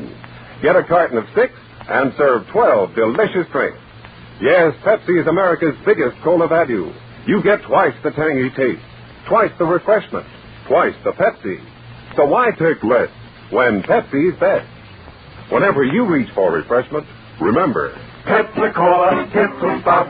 Truthful prices, that's a lot. What more value, what more zest? Why take less when Pepsi's best? Tune in every Tuesday and Thursday, same time, same station to Counterspy. Listen next Tuesday for the exciting Counterspy case of the Statue of Death. The silky-coated carrier that outsmarted an electric eye. The gift of appreciation that caused the death of an innocent woman. And the clicking guardian that halted 2 international agents who carried molecules of murder. Be sure to be tuned in next Tuesday to the case of the Statue of Death on Counterspy.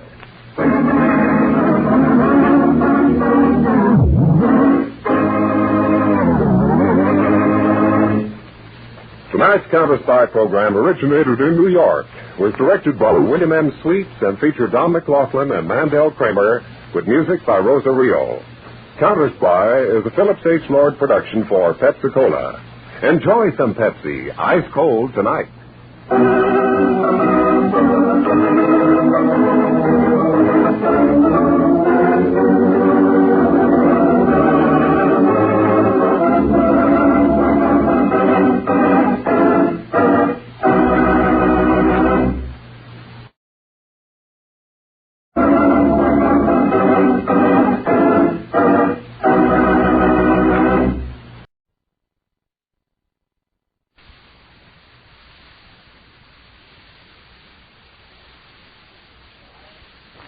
Crime does not pay.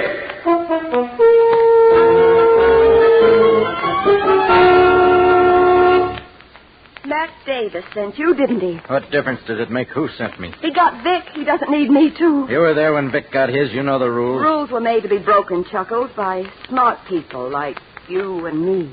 Orders, baby. I was told to find you and take care of you. I found you. Then why don't you put a period on it there? You don't think I'd be better looking dead than alive? What do you think, Chuckles, Frankly, baby, I think right now I'd rather kiss you than kill you.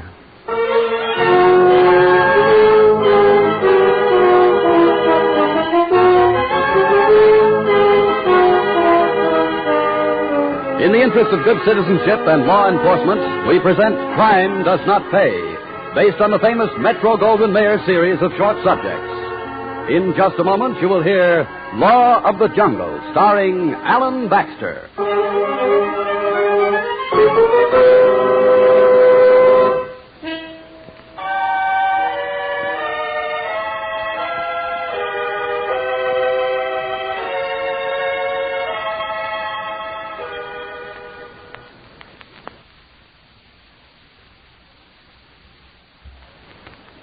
Now, Crime Does Not Pay, starring Alan Baxter as Chuckles Matson in Law of the Jungle.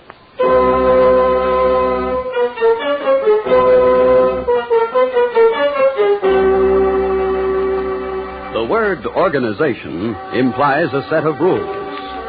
The laws of organized crime may be summed up in one phrase: obey or die.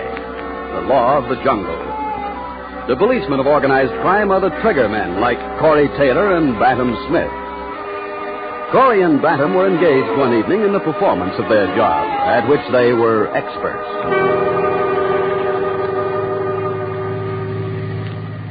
Much further, Corey? Not much. You heard the bug. He said 2 miles past the Red Robin Inn, turn right, dirt road. Vic's convertible we parked along there. Lover's Lane. Never thought Vic was the romantic type. Watch that speedometer. You ever see Mary Parker? With her, I could get romantic. 1/10 of a mile to go. The dame terrific? Really stacked. Slow down. Yeah. What a shame. You mean Mary? Yeah, if she's got like you say. Nobody will miss Vic. Do you really think he could get away with it? Looks like it. That jerk. Nobody crosses Mac Davis and gets away with it. Least of all on the horse syndicate. Watch it. Here's the turnout. Right.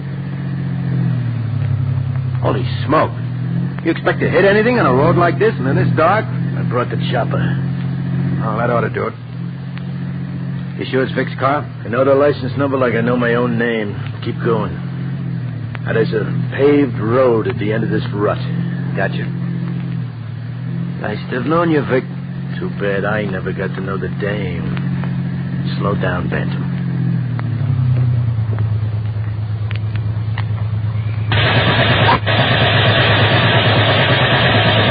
Let's go, Bantam.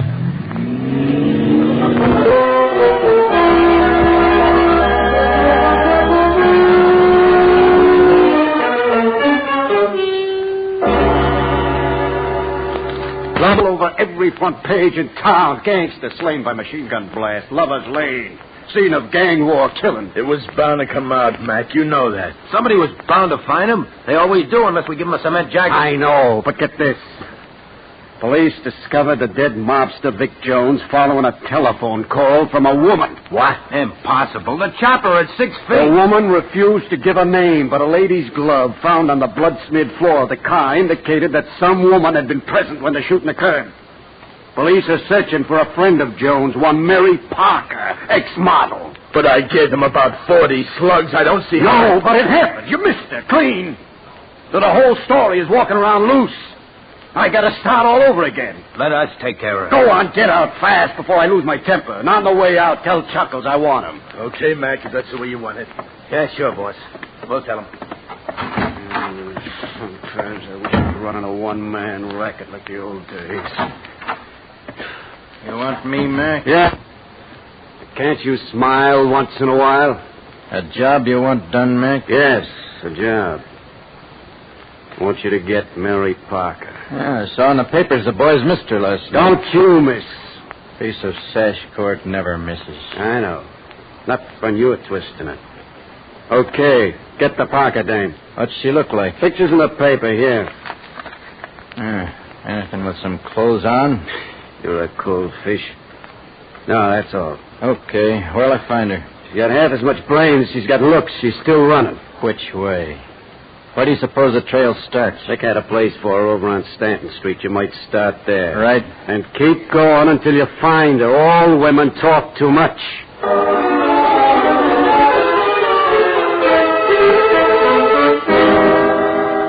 A 5 if you speak up. Where is she? I know. I clean the hall, make a fire, polish the brass, fix fuse. I don't know nothing. Come on, Miss Parker. Where is she? Look, if I know, I'll tell you. When did you see her last? 2-3 days ago. She called downstairs on the telephone. I come up, fix a washer in the kitchen sink. You know any of her friends? Man? Or woman? Miss Parker, I have a friend, Miss Foster, in 3B. Here's a 5. Why didn't you say so in the first place?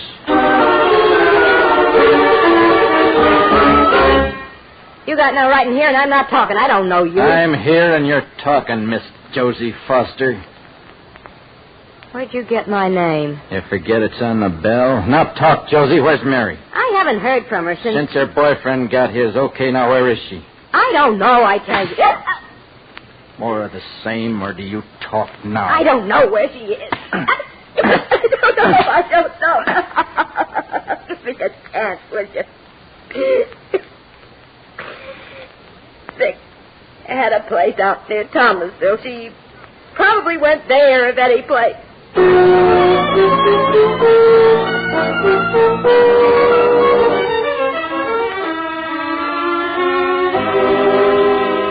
What did you have, young fella? A Coke and some information. One Coke, coming right up.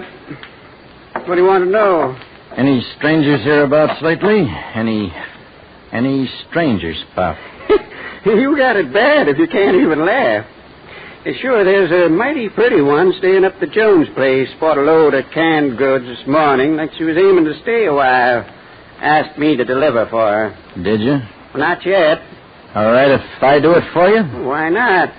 Quite a piece out, though. 5 miles up the road, right turn. Half mile from the fork on the left. I'd like to see her face when she opens the door and you say, groceries, miss. That'll be something. Yeah, that'll be something.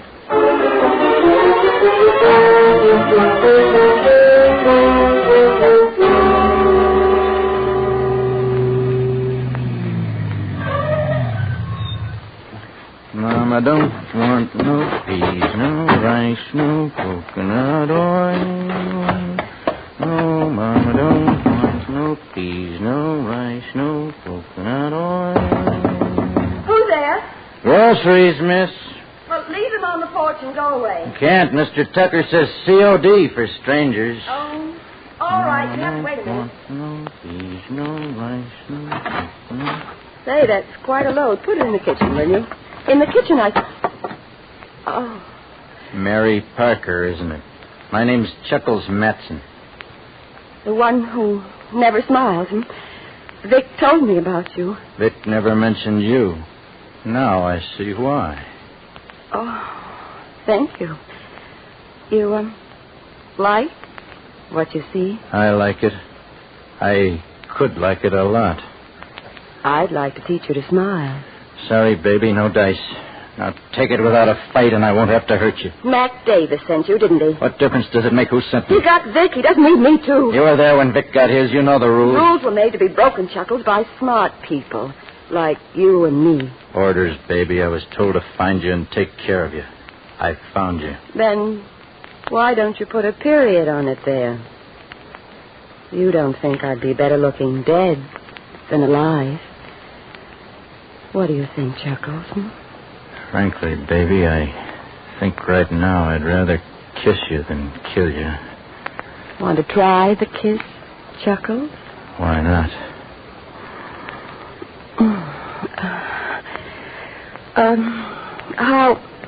How did you find me, Chuckles? What difference does it make, Mary? I found you. We'll put a period on it there.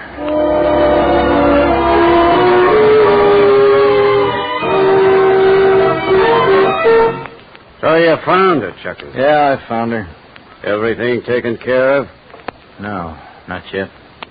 Chuckles, I sent you out on a job. I know you did. Nothing to worry about. You didn't take care of her. That wasn't the time or the place. You going soft, Chuckles? Me? Not in your life, Mac. Then why? I traced her through a dame named Josie Foster. I know her. One of Vic's ex-boys taking care of her. And through a wise guy of a storekeeper. The trail's a mile wide. Okay, so what? So, when the time comes and the place... How long? I gotta get her confidence so I can take her off someplace in the car and dump her. That's all. And meantime? Meantime, nothing. So talk. You can't be with her all the time. Maybe that's what I intend to do, Mac. Be with her all the time. Until her time is up.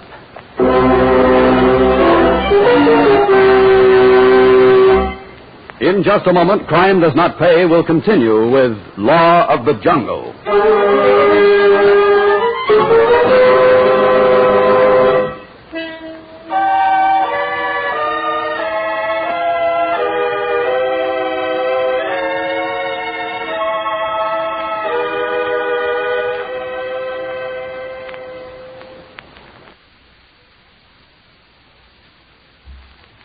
Now we continue with Crime Does Not Pay, starring Alan Baxter as Chuckles Matson in Law of the Jungle.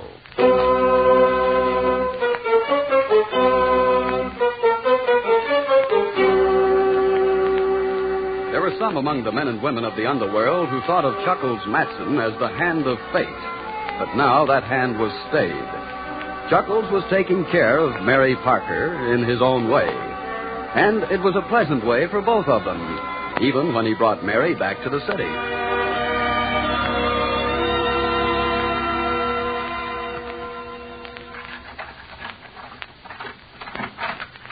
This is it, baby. This is what, darling? Your place. Oh. Like it? Like it? Oh, Chuckles, it's just beautiful. Why, it even has a view. Stay away from that window, baby. Huh? Oh. I see. Mac doesn't know about this. Or us. You're taking an awful chance, darling, if I'm still... Yes, you are. You'll always be. You know that. Oh, Chuckles, I'm scared.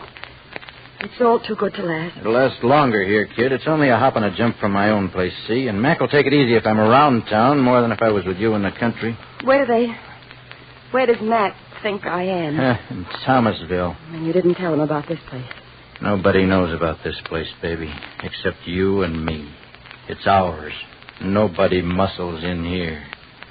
You know, I think that's the closest to a proposal you've ever come. I think you do love me in your way, darling. I'm beginning to think you really do.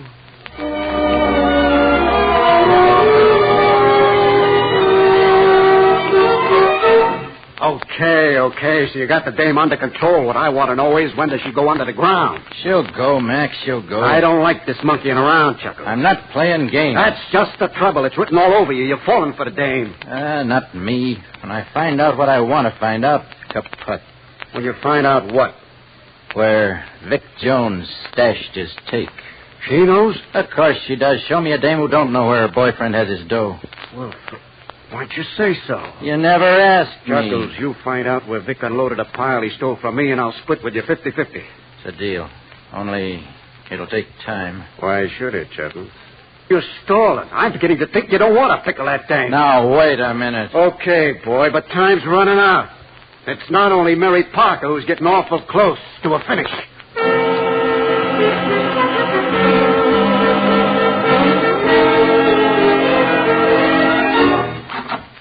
There she is, boss. Who do you think you are forcing me to come here? Sit down, Josie, and try to act like a lady. Who are you? Mac Davis. The boss. Hear that, Bantam? The lady knows me. Are all your gorillas bums like this one? Shut up. Quiet, Bantam. What's wrong, Miss Foster? Well, if he'd have told me who he worked for, I'd have come a lot easier. I've been wanting to see you. Remember that the next time I send you for a lady, Bantam. I will, boss. Now then, Miss Foster, I wanted to see you. You wanted to see me. A good start.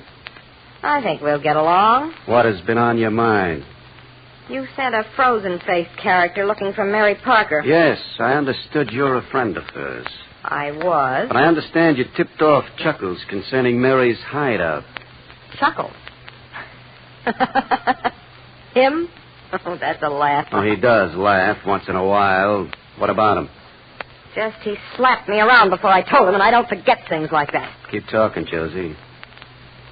I know where he's hiding Mary. So do we, in Vic Jones' place in Thomasville. We can take her any time we want. That's what you think. What? Shut up, Bantam.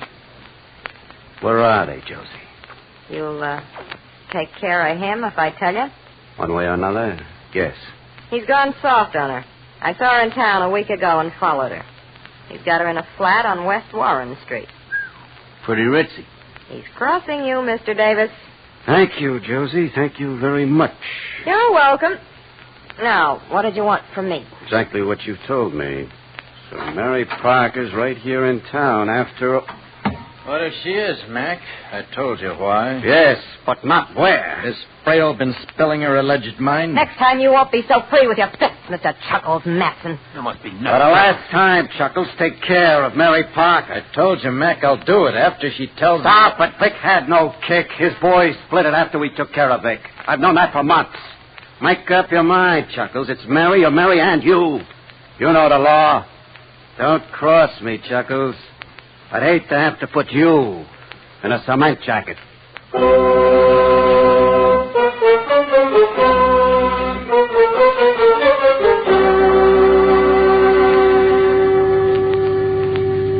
Like the country this time of year, Mary? If a city girl can like the country at any time, then I do. Ah, good. Of course, the company might have something to do with it. Oh, thanks. Anything wrong, Chuckles? No, nothing. Why? Oh, I don't know. You haven't been like this since the first time we saw each other. Mac give you an assignment? Yeah. Couldn't you quit the racket, Chuckles? You know better than that. We could just keep on driving. They'd never find us. I found you. Oh, are you sorry, darling? You think I am? No, I guess not. Then you guess right. Any reason to stop, Chuckles? Just the view. The view at this time of night? Oh, why not? There's a moon and a city down below.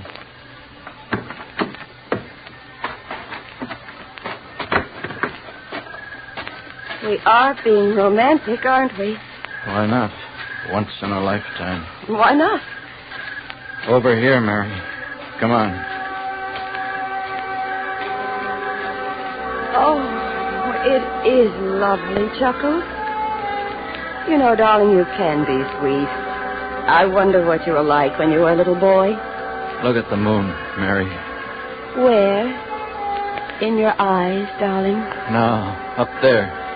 Isn't this view something? It is. But you could almost look at it the rest of your life, I guess. Yes, Mary. The rest of your life. No! Fight, baby. Go easier.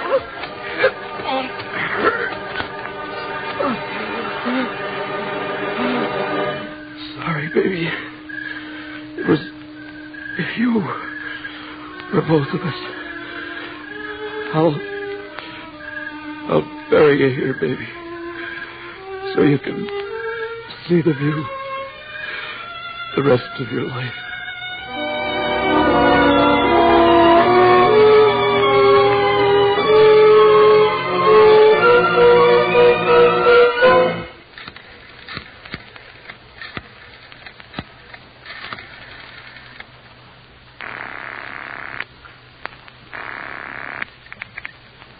Yes? Mac, Yes? it's all taken care of. Got the straight dope, Chuckles? Yeah, straight. Nobody will find her. Good boy. Where are you? Warren Street, the apartment. I'll see you, Mac. Quiet. Too quiet. I can't take it, Mary. Why did you do it, Chuckles? Why? Hey, who's that? No one's here. No one's here but me. Why, Chuckles? We were happy here. Happy? Why did you do it, Chuckles? What's going on? Am I nuts or something? You're dead. I buried you. You're dead. I buried you myself on the hill.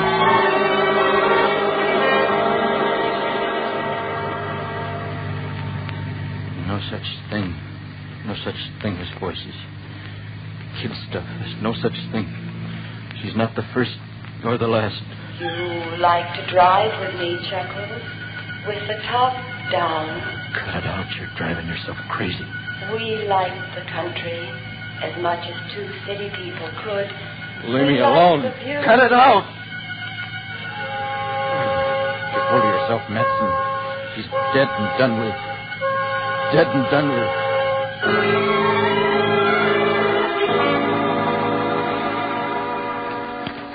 I'll open. Come in. I'll go along for the ride, Chuckles. Me too. Anybody raise? How many, Mac? Give me 3. Look at them, Chuckles. Are they worth what you did to me? Are they? 3 for me. I'll take 2. Look at Mac. Just a racketeer. With all his money. A penny anti-racketeer. Look at Corey, at Benton. Wake up, Chuckles. I said 3. You asleep or something? Snap it up. All I want is 2 cards. Are they worth my life, Chuckles? Are they? Are they? Chuckles. Are they? Oh. Sorry. How many did you want, Mac? I said 3. Sorry. I was thinking. Cash me in, will you, fellas? I'm just spoiling your game tonight.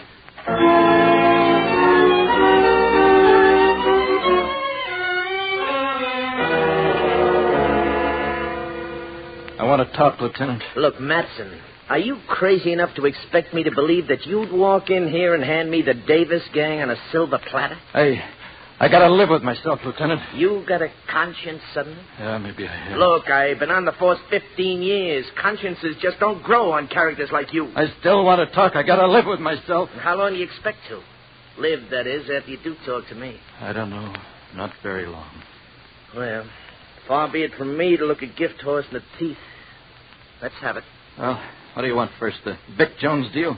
That was Corey Taylor and Bantam Smith. I heard Davis give the order. I saw him drive off and come back. When they missed the girl, the girl, Davis gave that job to me. You did it, huh? Yeah, I did. Body? You won't dig it up. Got to. Why not? Because she's got a view where I put her, Lieutenant. Oh, I know you're nuts. A view. For a call? I'm not nuts. You gotta believe me. You got it. The DA will send me to the booby hatch if I come to him with this. All right. Do what you want. Only get Davis and Taylor and Smith and the rest of them. I'll show you where everything is. I'll give you the whole thing. You gotta believe me. Then you can fry me anything you want. Only you gotta get them. You gotta. I can't see them walking around alive. I can't. So you got conscience, did you, Matson? You know, maybe the best punishment we could dream up for you would be to just let you live.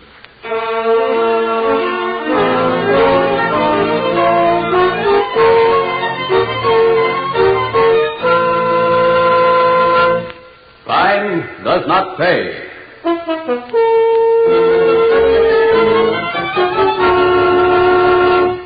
Alan Baxter, who was starred as Chuckles Matson in Law of the Jungle, will be back with you in just a moment.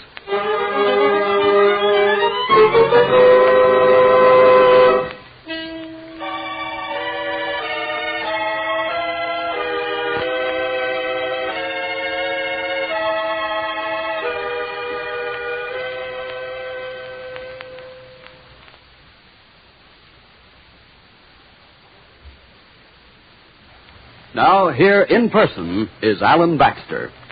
You've just heard a story of crime and violent death, which dealt with people we can hardly call pleasant.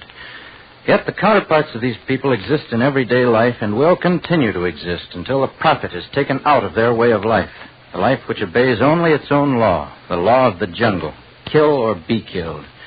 Mac Davis and his well-organized mob operated a gambling syndicate. Their profits came from the sucker money, the bets placed through them by otherwise decent citizens who wanted to turn an easy dollar, make a quick profit themselves. When decent citizens everywhere stop supporting this kind of organized crime, the prototypes of Mac Davis and Chuckles Matson will disappear. In other words, only people like you and me can make certain that crime does not pay. Thank you, Alan Baxter. Crime Does Not Pay is written by Ira Marion and directed by Mark B. Loeb, with music composed and conducted by John Gart. Technical advisor is Burton B. Turtis. The events, characters, and names used in the story you've just heard are fictitious. Any similarity is purely coincidental.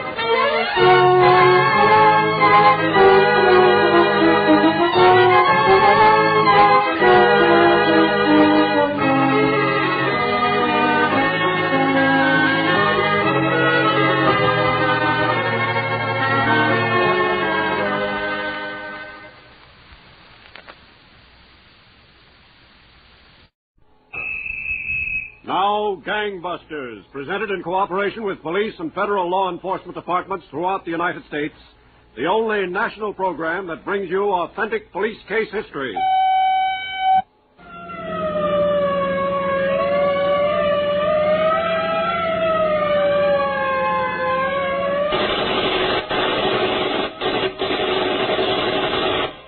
Tonight, Gangbusters presents the case of the Bandit Brothers, who rode a crooked trail of death and robbery over the plains until vigilant and fast-shooting Western peace officers straightened them out. Gangbusters has asked the Honorable Homer Casey, former sheriff of McLennan County, Texas, to narrate by proxy tonight's case. Thank you, and good evening, Gangbusters listeners. Let's start tonight's case in a small town in the ranch country of Colorado a few years ago. It was late on a Saturday night, and most of the ranch hands in for entertainment had headed home. But in front of a small house just off the square, a man dressed in boots and Levi's leaned against a streetlight smoking a cigarette. Finally, he threw the cigarette into the street and walked up the front porch.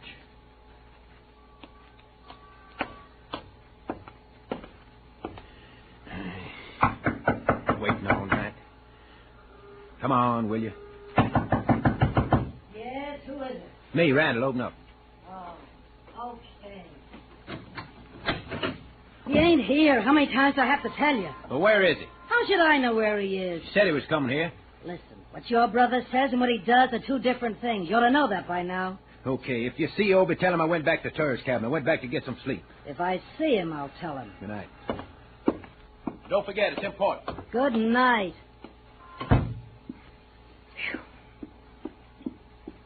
Who was it, Randall again? Yeah, it was Randall again. Why don't he go home to sleep? That's where I sent him. Some brother I got me. Follows me around like a beagle dog. Let's forget about your brother. Huh, Obie? Sure, baby. Come on, sit down. Sure, baby. Nice and comfortable. Yeah. Give me a kiss, Obie. How about it, May? Suppose we forget Randall, you and me. We're starting traveling right now. No, honey, that wouldn't be any good. Well, why wouldn't it? It'd be swell. Oh, you wouldn't want me to get mixed up in your business now, would you?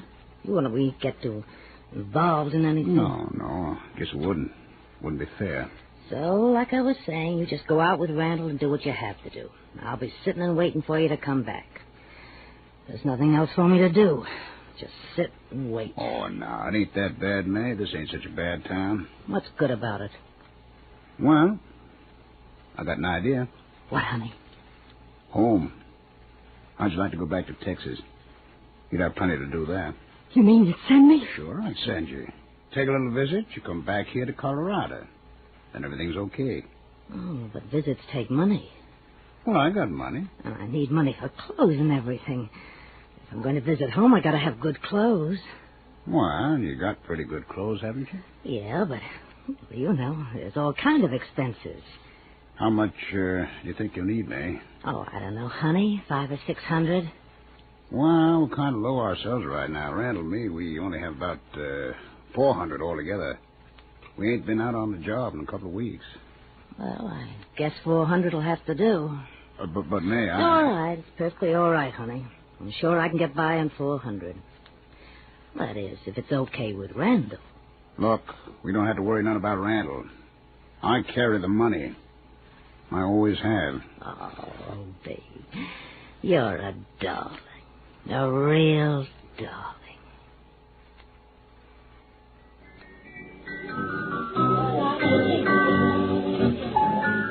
Frank Henderson.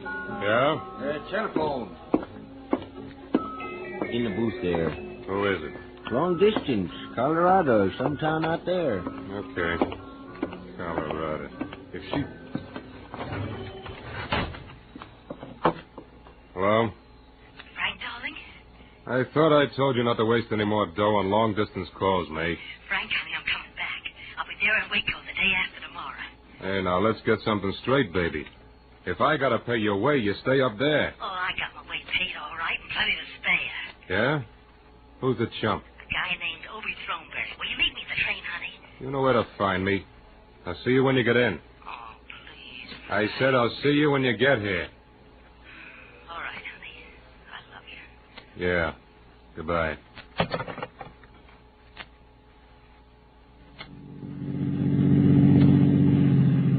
Yeah, but every cent you got to give her. Will you shut up about it, Randall? Half of it was my dough. You could have thought of that. Listen, brother, no, brother. I'd just as soon throw you out of this car as look at you. Okay. And to top it off, we got to put our guns in soak to buy gasoline. I told you to shut up. Well, okay, what happens now? We got no money, we got no guns. What happens? I'll tell you what happens. Yeah, you tell me. I heard some talk about an old sheep herder lives out there near Hayden. What do we want with a sheep herd? He gets good pay every month. He ain't spent a cent of it in years. Must have a couple of thousand around his shack. Just where'd you hear all this? I heard it. And he's got guns. Well, that's something we can use, all right. How'd you figure on handling? Easy enough. We start out friendly. We ask if he knows of any work around. How much money you say he's got? A couple of thousand. Okay. Now listen, I want my half plus the 200 of mine you gave to May. We'll see. We'll see nothing. I get it or nothing doing. Now listen, Rand, you get what I want to give you. You understand that? I get what's mine. In a minute, I'll stop the car and let you know what is yours. Okay, go on. Find the sheep herder. Talk about it later.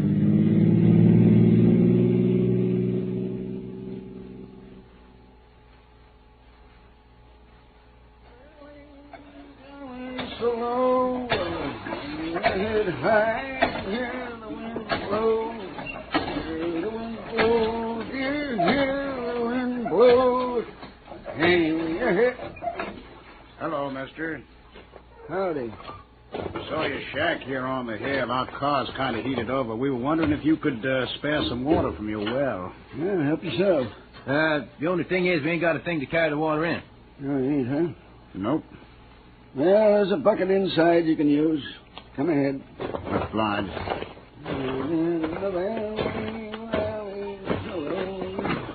Well, go on in, strangers. Yeah, thanks. There's the bucket hanging. Okay, I'll get it. Yeah, you boys from around here? No, we're Texans. Oh, Texans. Yeah, we're looking for work. You won't find much work in this part of Colorado. You don't know any of your friends can use a couple of hands. Sheep man don't have no friends. Rather, a sheep man don't want no friends. Well, you got your bucket, get your water, and don't forget to bring the bucket back. Yeah, we'll bring it back. Thanks. Grab him. Hey, I got it. Turn me loose. Turn me loose. Shut up, old man. Rotten, good-for-nothing prairie dogs. Shut up. Now, you shut up. All right, listen to me, old man. Where's your money? I ain't got no money. You got thousands. Let me go. Hold still. Where's your money? I got no money except what's in my pocket. Well, let's see what's in your pocket. You stay out of there. I told you to hold still. It is. How much? How much is it? $20. $40. Where do you keep it, old man? That's all I got. Set him down over there. Come on, old man.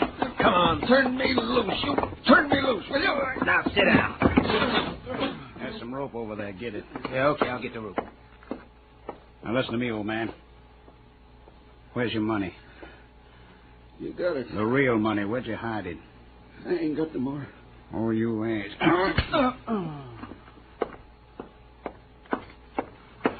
This rope you wanted? Hey, what do you want to knock him out for? Don't ask me questions. Get him tied up. And we get what we came for.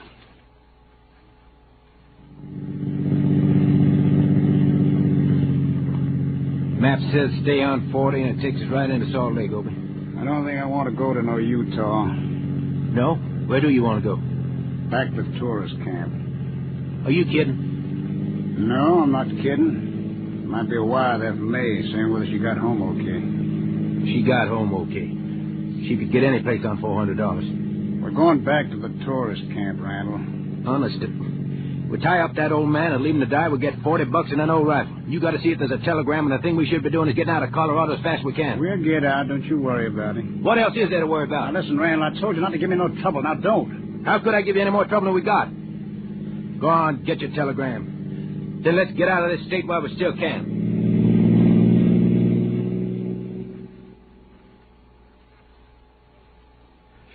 Well, Gangbusters listeners, these brutal killers, the Thornberry brothers, felt secure on the assumption that they left no clues for the authorities.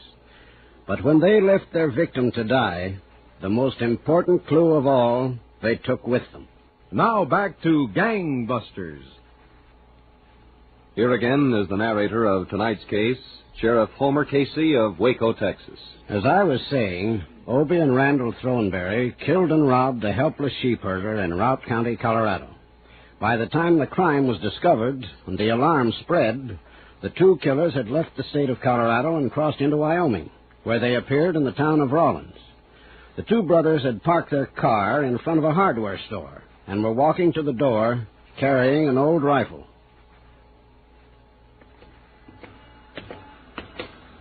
We ain't far enough away, Obie. Wyoming's not near far enough.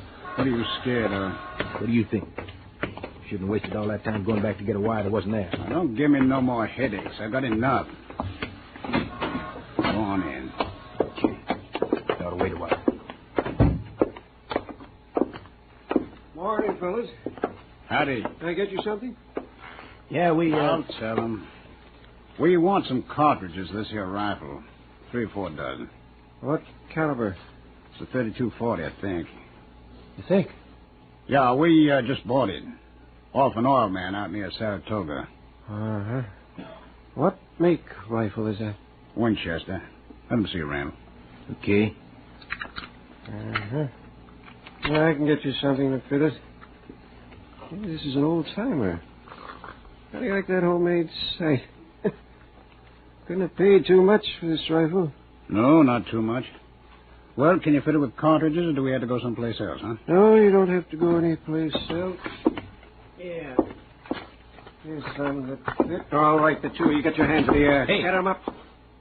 What's this all about? I'll tell you what it's all about. I'm a deputy sheriff of this county. So what have we done? Just keep those hands up. Okay. I saw a report this morning of the killing over in Colorado. They found an old sheep herder murdered. This rifle answers the description of the one he owned. You two are going to spend a little time in the county jail till we find out for sure. Now, look, Just mister. keep them up. Now, both of you march out that front door. Go on, march.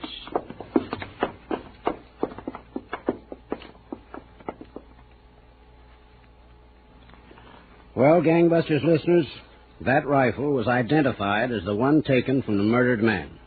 Obie and Randall Thornberry were charged with murder and taken from Wyoming to the Routt County, Colorado jail in the basement of the county courthouse at Steamboat Springs. A few weeks later, while they were waiting their trial, the two brothers were in their cell.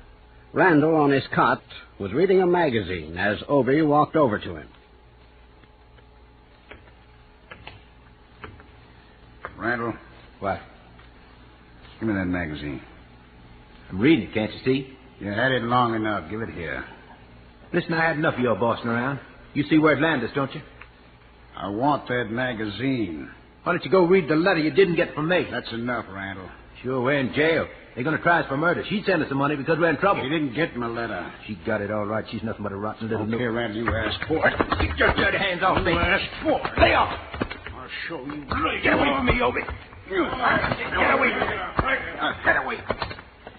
Oh. Hello, Sheriff Parker. Matter. Can't you two get along? Well, we get along all right. I want to be moved out of here, Sheriff. Put me someplace else. Well, We're all right, Sheriff. Just a little family argument. Now, listen, Obie. Everything be okay. Believe me, Sheriff. okay, boys. Don't give me any more trouble. We won't, Sheriff. What's your idea, Obie? Now, listen. Whatever's between us, we can settle later.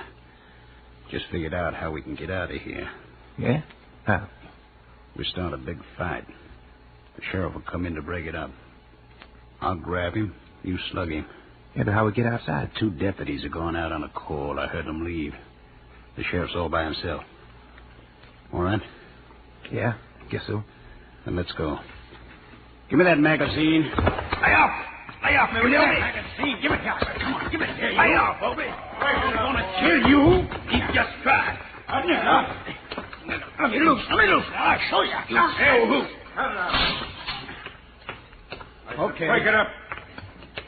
I'll turn him loose. Jump him, Obie. What are you doing? Let go. Slug him. Yeah. Again. Hit me. Yeah. He's out. Let's look for his car keys. He got a 45 automatic. Good.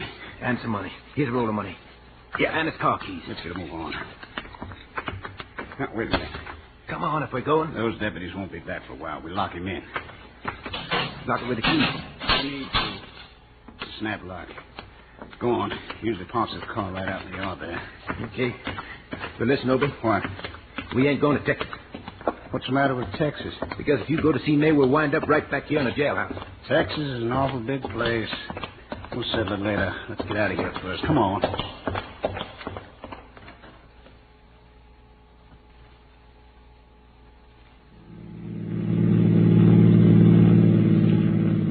There's nothing to it. We got a fast car. We got good guns. We walk in and take their money, and then we head back towards Dallas. We ought to head out of Texas. I didn't want to come back to Texas in the first place. Well, we're here. You know, I begin to think something. What? You didn't drag me down this way to pull no job at all. You drug me down here so you could see May. Okay. I drug you down here so I could see May. What are you going to do about it? We're going to get this settled right now. You bet we are. Go on, get out. Obie, take that gun off me. Get out. Look, I'm your brother. I could still spit on you. Get out, you yellow-livered little punk. Get out. Yeah. But listen, Obie, you wouldn't kill me. Wouldn't I? You need me. You need to work the way we've been working. I'm sick of your yapping. Go on, walk. Yeah, but you need me, Obie. That's what you think. I'm going to the town of West. Jack Bush is just itching for the chance to join up with me. Now walk. Listen, Obie. Walk.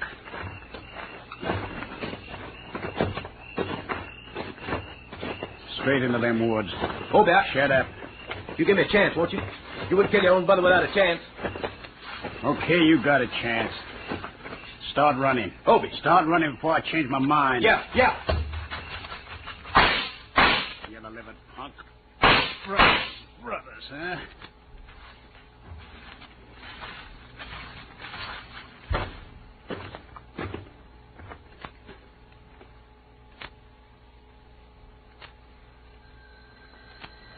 Answer that, will you, May? Sure, Frank. Right away.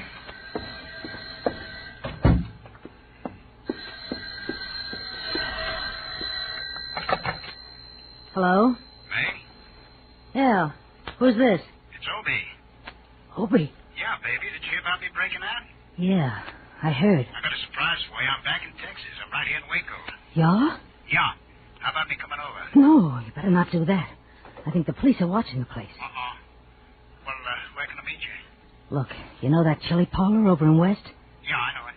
Well, we'll make it there. How's 3 o'clock? Okay, I'll be there. I missed you awful, baby. When you didn't answer my letter from the jail. Listen, Obie, better not talk on the phone too long. Yeah, honey. 3 o'clock in West. Goodbye. Who was that on the phone, May? Nobody, Frank, honey. Just for me. Well, don't keep the phone tied up all day. I got important calls coming through. All right, honey, I won't. The book. Yes.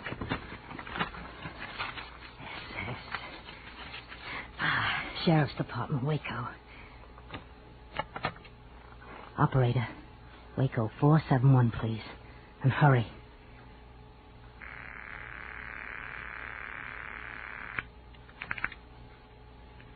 Sheriff's Department, Waco. Sheriff Casey speaking. Look, you want a tip? What kind of a tip? You ever hear of Obie Thornberry? You'll have to speak up louder, lady. I can't talk any louder. Obie Thornberry. They want him in Colorado for a killing. What about him? He's going to be in West, 3 o'clock at that chili parlor, Ellis's. Who is this talking? Never mind who. I did you a favor. Ain't that enough? Well, that's that. Now back to Gangbusters.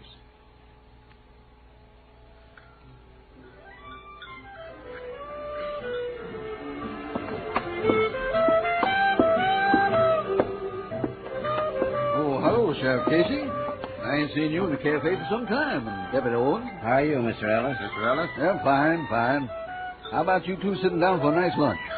Nettie's cooked up some awful good chili today. Well, we don't have time today, Mr. Ellis. See, we're looking for a fellow. He's supposed to come in here at 3 o'clock. Oh? We'd like to sit in the kitchen until he walks in. Why, sure, fellows. Is it anybody I know? No, I don't think so. This is a guy from out of the state. A guy named Obie Thornberry. Did you say Obie? That's right. There was a fellow in here a while ago. Huh? He asked could he use the phone to call Waco, and I said sure. I heard him say his name was Obie. That's so. He rushed out of here. He was mad as a Brahma bull. Is this a picture of that man? Why, yeah, Sheriff. That's him. He rushed out of here mad, huh? That's right. Said he had a date for later. He wanted to use the phone to call his girl to ask her to come earlier. I think he called her and got a man on the phone. How long ago? Oh, not 15 minutes back. Which way did he go, do you know? No, he didn't. Hey, his car was parked right out in front. What make was it? Pontiac, I think. Yeah, a maroon Pontiac with Oklahoma plates. Well, thanks a lot, Mr. Ellis. Owen. Yes, Sheriff? Get the car started. I'll phone in a radio alarm, then we'll take out after it. Sure thing.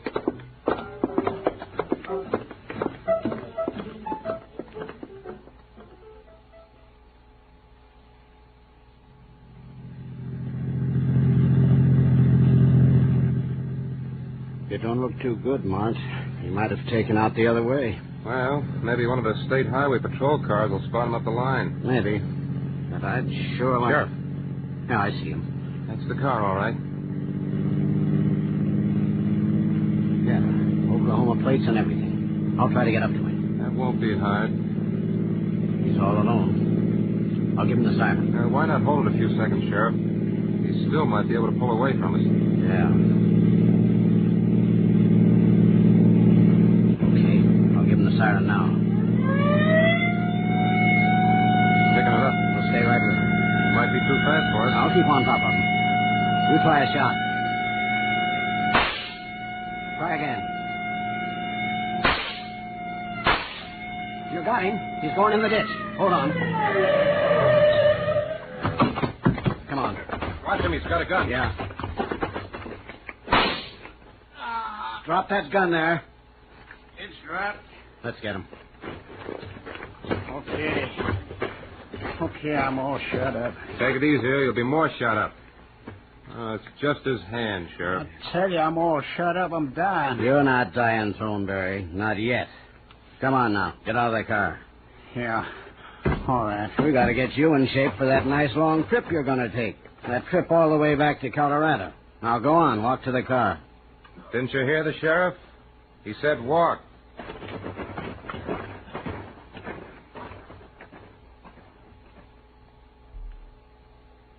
Well, Gangbusters listeners, that was how the killer Obie Thornberry was apprehended. His brother Randall was arrested by FBI agents later on a farm where he'd gone to hide. Each of these murderers is now serving a term of 43 years imprisonment at the Colorado State Penitentiary in Canyon City. Well, thank you, Sheriff Homer Casey, for this case history. And Gangbusters, congratulations to all the law enforcement officers who participated in putting these notorious Thornberry brothers behind bars.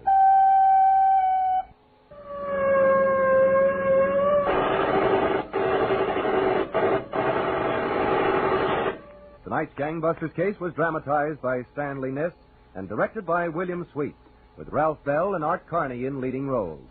Don Gardner speaking. Gangbusters is a Phillips H. Lord. Hey, we hail.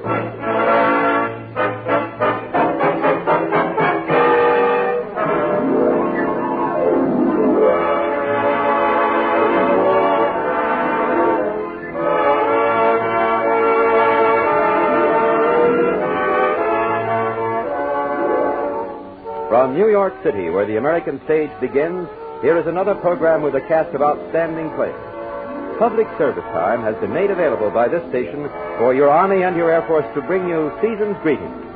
Welcome again to Proudly We Hail.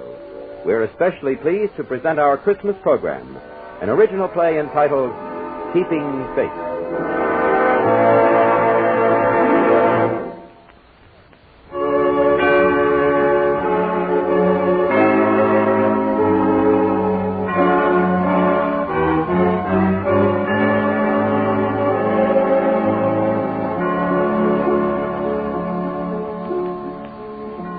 In that day, the land of Judea lay under the mailed fist of Rome. Caesar Augustus was emperor, and his appointed King Herod ruled over the people.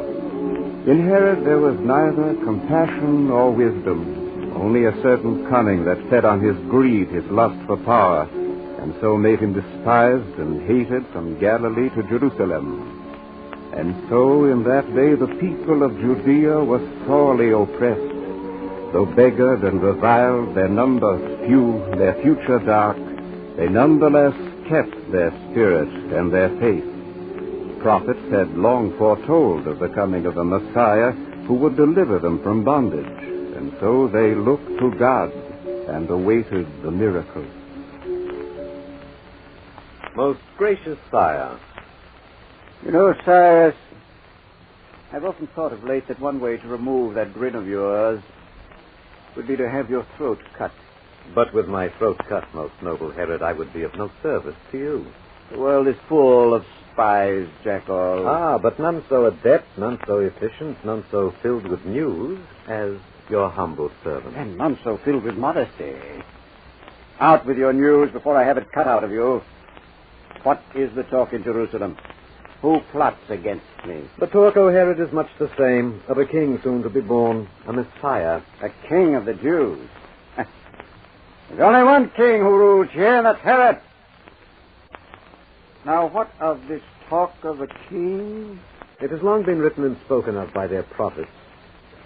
Is it not natural, sire, that if they cannot find help on earth, they would seek it in their heaven? Superstitious rabble. They proclaim a new leader every other week. I like not such talk. This is a strange land full of dark happenings. You crush their bones and kill their leaders. And still others rise to plot and scheme. Do they say where this king is to be born? In the city of David. They call it Bethlehem. It lies to the south. How does this prophecy read? Know you its words? There shall come a star out of Jacob, and a scepter shall rise out of Israel. Believe you this? I believe it not, O Herod. The tribes of Israel are scattered through the mountains like lost sheep. And from the remnant that dwells here in Judea, neither star nor scepter shall rise. The city of David, you say? When? Never, sire. Kings are made on earth. The gods watch over the upper world. Art sure, you spawn of Chaldea? It is so, my king. It is also true that a plot is afoot in Jerusalem to rob the caravan that goes north on the morrow. What? Now, by the gods, why did you not speak of it sooner? When one knows of actions to come, sire, it is of little moment to meet and remove them with adequate force. I took the liberty of reporting the news to your captain of the guard. He assured me that by this time...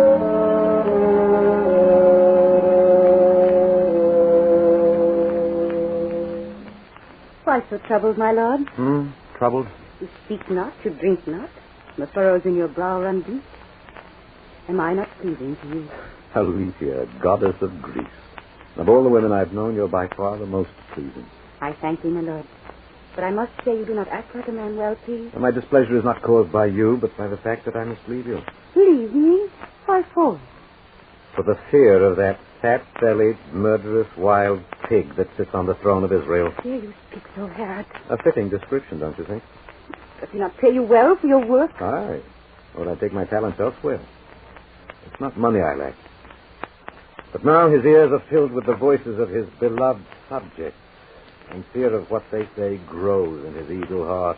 What is it they are saying, my lord? Oh, what they've been saying ever since they fell captive to Rome. That a Messiah is coming, a Christ, to freedom. Rot. But how does this concern your having to leave me? By Herod's orders, I leave on the morrow for Bethlehem, where I shall sit and wait for this Savior. For it is there, according to the prophets, that he will be born. Herod believes such a thing? Herod fears. And when Herod fears, he believes. And to keep my head on my shoulders, I must do his bidding, no matter how inane or wasteful. I would not like your head, my lord, anywhere but on your shoulders. How long will you be gone from me? However long it takes me to convince him that his spy Cyrus knows whereof he speaks, and that the only emperor in the world is he who sits on the Roman throne.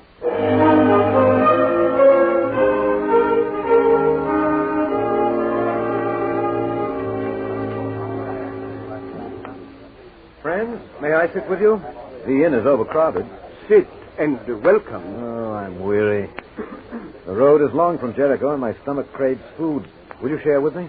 We thank you, but we have already eaten. Come, help yourselves. There's plenty here for all. You are most generous. I am Jonathan, and this is my son, Ethan. A pleasure. I suppose, like everyone else, you've come to register for the tax, eh? To be bled by Rome. Ethan, mind your words. They are safe with me, have no fear. I have no love for Rome or its taxes. I should enjoy feeding Herod to the lions. Be careful, sir. His spies are everywhere. I've no care for his spies. Here. Help yourselves to wine. Who are you, sir? Ethan, have you no manners? It is only fair he should ask. I'm called Eben. By trade a merchant, by inclination a brave man, by practice a coward, and by necessity a thief. You too, Eben, have come to pay the tax? I do. If there was only someone to lead us, a champion among men, unafraid. Keep your voice lowered, my friend. What good a champion without arms? We are so few in number. Rome is mighty, and we are dust beneath its feet. How say you, lad? I say, it takes but a spark to light a fire, and all Rome is wood for the burning. If we rose up and destroyed Herod, others would rise with us. Well said. The words of youth. The words of truth, Jonathan. Foolish to speak them. For even if such a thing were possible, we have no leader. Have you not heard stories of one to come amongst us? Aye, so it is said. So it has long been said. He will come. You believe? Yes, I believe. There's a feeling. I cannot explain. Many others have it, and such a thing is not common. A feeling of expectancy, of the breast being held. A feeling of waiting even in the heavens above, eh? Yes, that is it. It's everywhere. He will come. And if you don't lower your voice, you'll find yourself in chains. It is difficult to keep calm over such a thing. I am an old man. And as long as I can remember, we have been an oppressed people. But never so much as now. Always as much as now. Oppression has no degrees. If it affects one man, it affects all men. Father, you know in your heart you believe he will come. I know I am tired. And I have little faith and less hope. Although, upon occasion, I still dream. I tell you this, Heaven. Were you to question all in this inn tonight, and all but to speak the truth, they would tell you he is coming, and soon. Maybe this night, maybe the next, maybe in 10.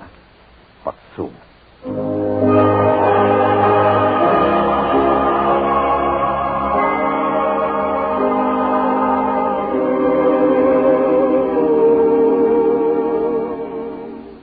It is good to stretch the legs a little before lying down to sleep. The night seems overly still. Shall we sit and rest a moment ere we return? As you like. Ethan, are there many like you in your village ready to fight should the time come? Not only in my village. We have formed a league with others close by. We number nearly 200. And who is your leader there? Zachariah. Ethan. What is it? Has no one ever told you that a silent tongue is a safe tongue? Yes, but you... I might be anyone. You never saw me before this night. And here you are, endangering the lives of your friends. How do you know I'm not one of Herod's spies? You? Oh, come now, Emma. Laugh, you young fool. But remember, if you're going to be a party to revolt, have the good sense to be a silent one. There are stars. Yes, the night is dark. Heed my advice, Ethan. No. Do not lecture me now. Have you ever known it to be so still? Yes. It's almost as though all creation was waiting. Perhaps we had better go back now. I don't understand. No, stay, my friend. There is naught to fear.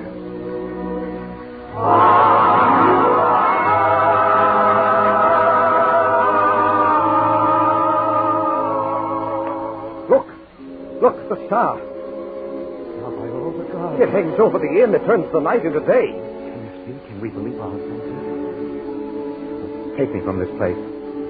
I do not believe. I do not belong.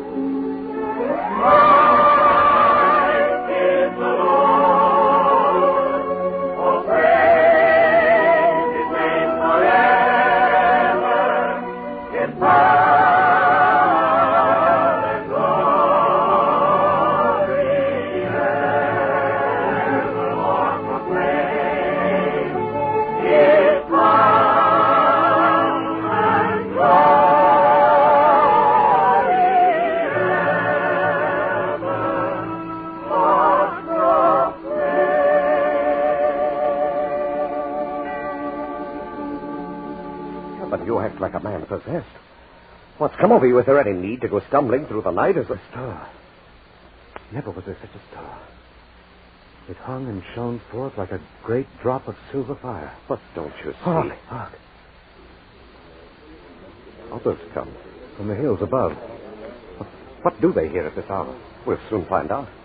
Oh, there! We mean you no harm. Who are you? What do you do here? Did you see the star? Yes. We saw it. Know you its meaning? Its true meaning? We know. Tell us, good shepherds, tell us. So be it. This night, as on all others, we were keeping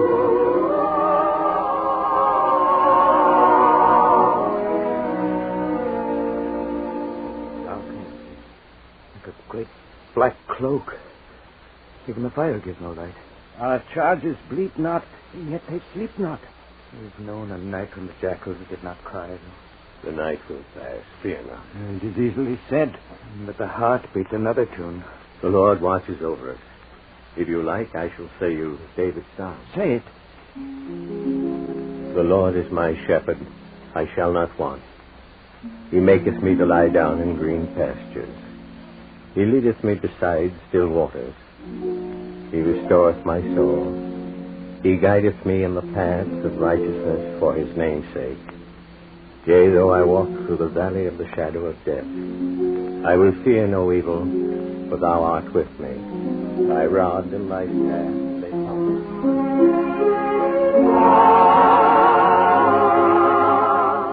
me. Your words are music in the heart of the weary, but the darkness is no less, and the darkness grows. And what is there in either to harm us? The light! The light! The Lord, your name is my God! It came upon the midnight clear, that glorious song of old. Be not afraid, for behold, I bring you tidings of great joy, which shall be to all the people. For there is born to you this day in the city of David a Savior, who is Christ the Lord. And this is the sign unto you. Ye shall find a babe wrapped in swaddling clothes and lying in a manger. The world in silent stillness lay to hear the angels sing. Lying in a manger. Know you where to find this manger? The star shines over it. Shepherd, I don't believe it. We don't ask you to. In our hearts, we know the truth. Little town of Bethlehem, how still we see thee lie. Above thy deep and dreamless sleep, the silent stars go by.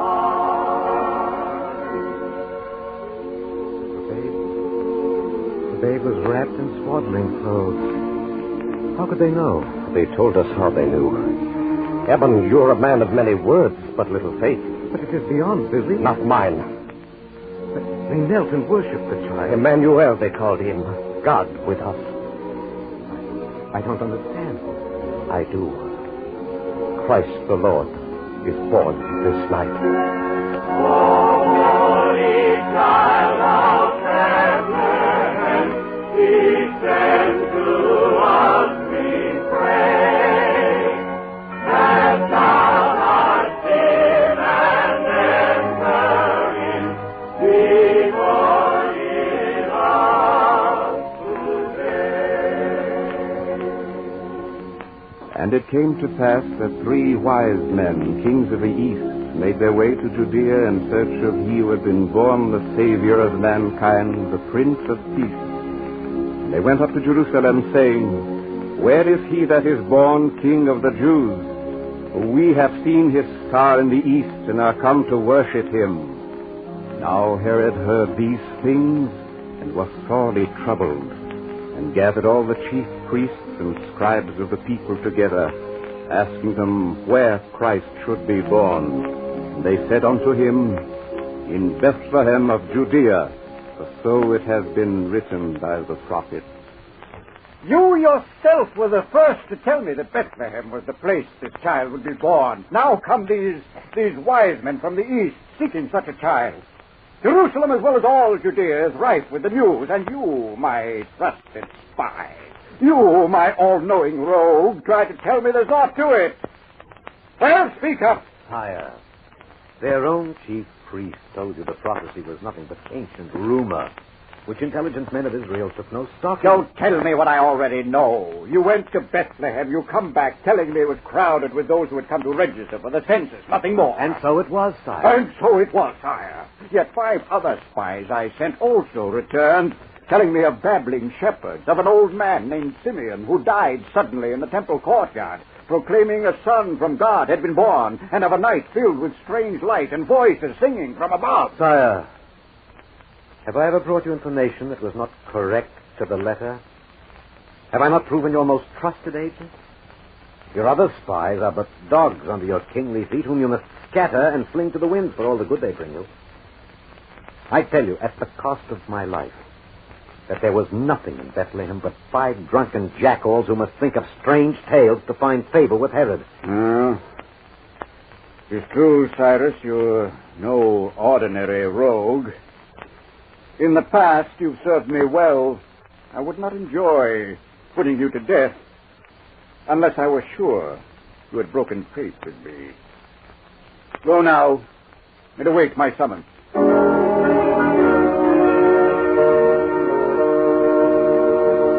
My lord, what has come over you? Never have I seen you so. Pace the floor like a tiger in a cage. Since you returned from Bethlehem, you're a changed man. Yes, I am changed. What befell you in that place? The sickness. No. No sickness. Perhaps I found that I have been sick all of my life. Perhaps I found... No matter. But it does matter to me, I could not explain, Alethea. You would not understand. I do not understand myself. There's little to glean from your words. Is the king displeased with you? Yes, he's displeased. I wouldn't wonder he put me to death soon. You say it as though you care now. I care well enough. But my mind, my heart is filled with other thoughts. Which you will not share with me. If I knew how, I would. Have you never felt that the life we lead is a wasted one? That we do little good and much harm? That I, in particular, am an evil man who does an evil man's bidding for the sake of gold? Thou art sick, my lord. We have no faith in anything but Rome and its gods of stone, ourselves and our riches. And what else is there for which to have faith? Rome is kind. Its gods are lenient. And as for riches, there cannot be enough of them for me. Would that I could make you know what... Yes? What is it? Word has come from Herod, my lord. He demands your presence at once.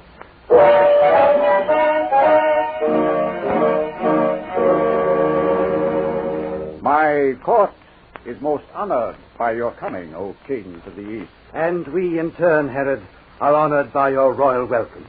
I am Casper, and these are my fellow magi, Melchior and Balthasar. Sit you, noblemen.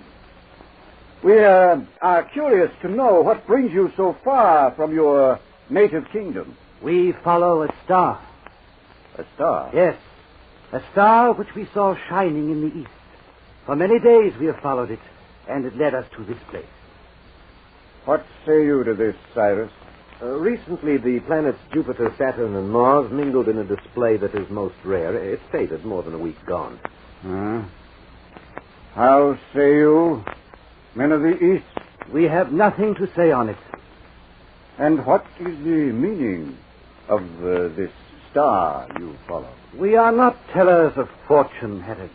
But you must follow your star for a reason. We follow it to find a child. A child? What child? We cannot speak further, Herod, until our journey is complete. In what place do you expect to find this child?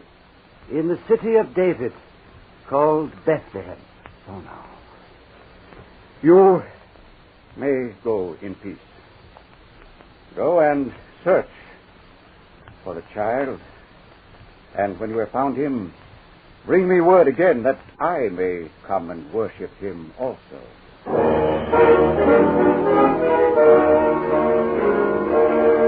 Follow them.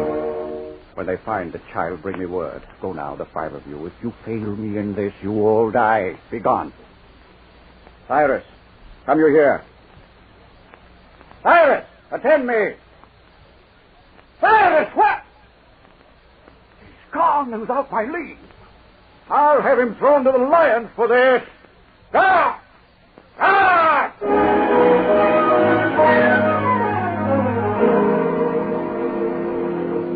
They will not think to seek you on this track. It is little known. You are one of his men, and yet you risk your life to warn us? I am no longer one of his men, sir.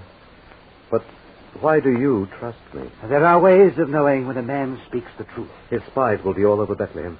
We should trust to greater forces than those of Herod. In all things we have faith.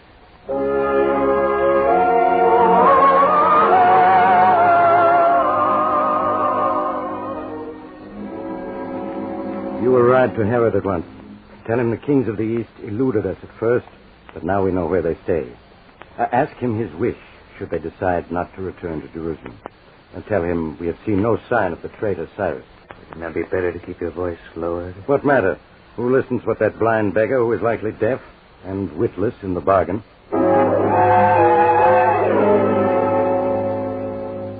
Who comes at this hour? A friend.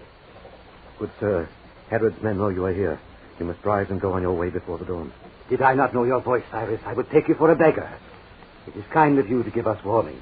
But as you can see, we have already had our warning and are about to depart. Who could give you warning? We have had a dream, the three of us. It is enough. How could... You must not travel the caravan trail. Yes, my son, fear not. We shall take a path where none shall follow, and we shall be guided. Then farewell, wise men of the East. Where go you, Cyrus? To warn yet another.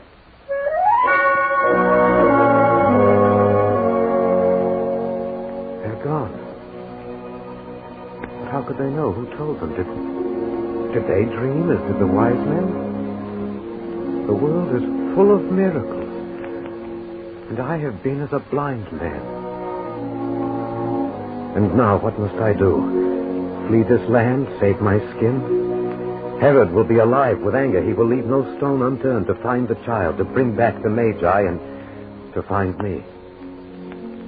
To find me. To find me, that's it. I could distract them, lead them away, give them false trails, confound and confuse them. Oh, wonder of wonders.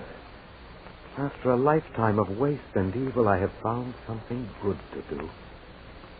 And should I die in this, then I die well. I die for a cause so great, so wondrous, that it is beyond all knowing. For this time shall never die. When Caesar is dust and Rome forgotten, it will hang like a great burning star for all men to see, for all men to know.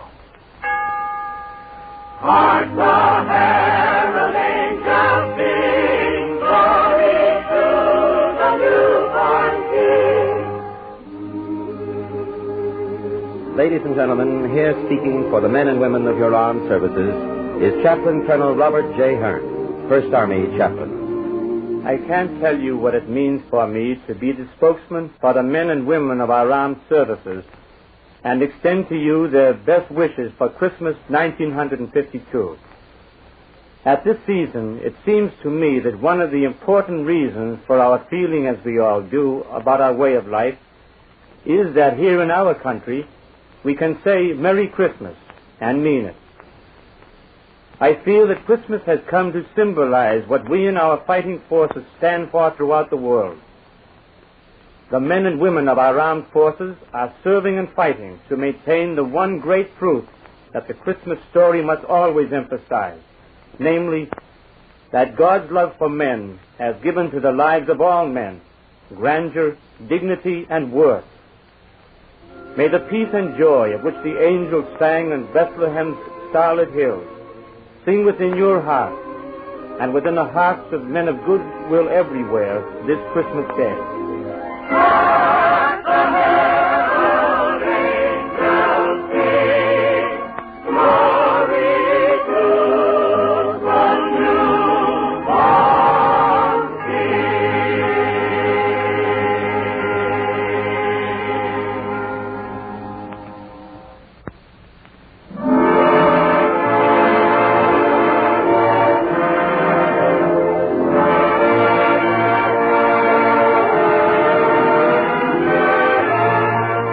This has been a special Christmas program on Proudly We Hail, presented transcribed in cooperation with this station.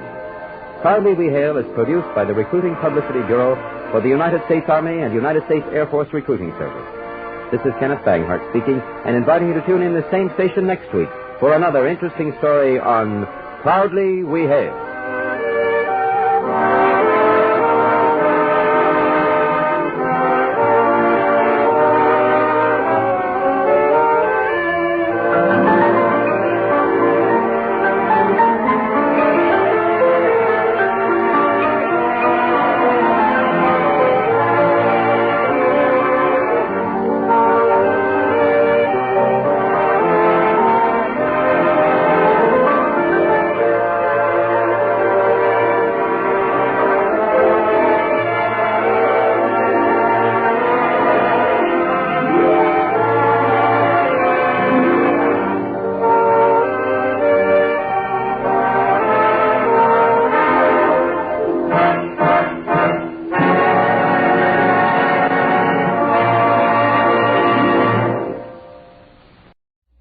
Wine brings you Basil Rathbone and the New Adventures of Sherlock Holmes.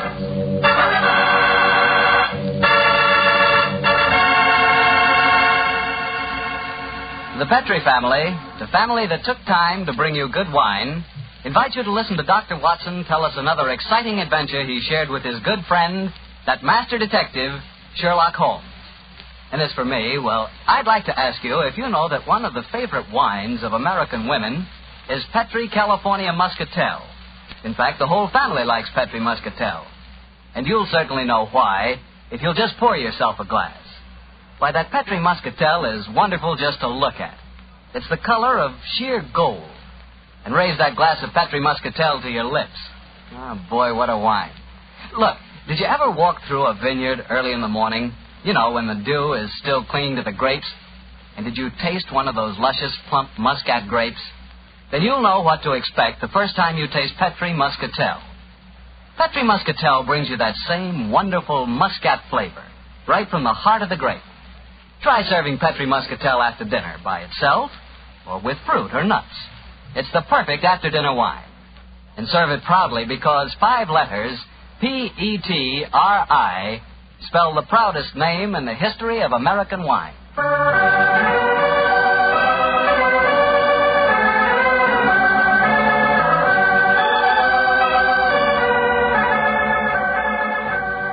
I'm sure our good friend Dr. Watson is ready for us. Let's go in and join him. Come in. Oh, there you are, Mr. Bartell. Good evening, Doctor. Are you all ready with tonight's new Sherlock Holmes adventure? I'm ready if you are, my boy.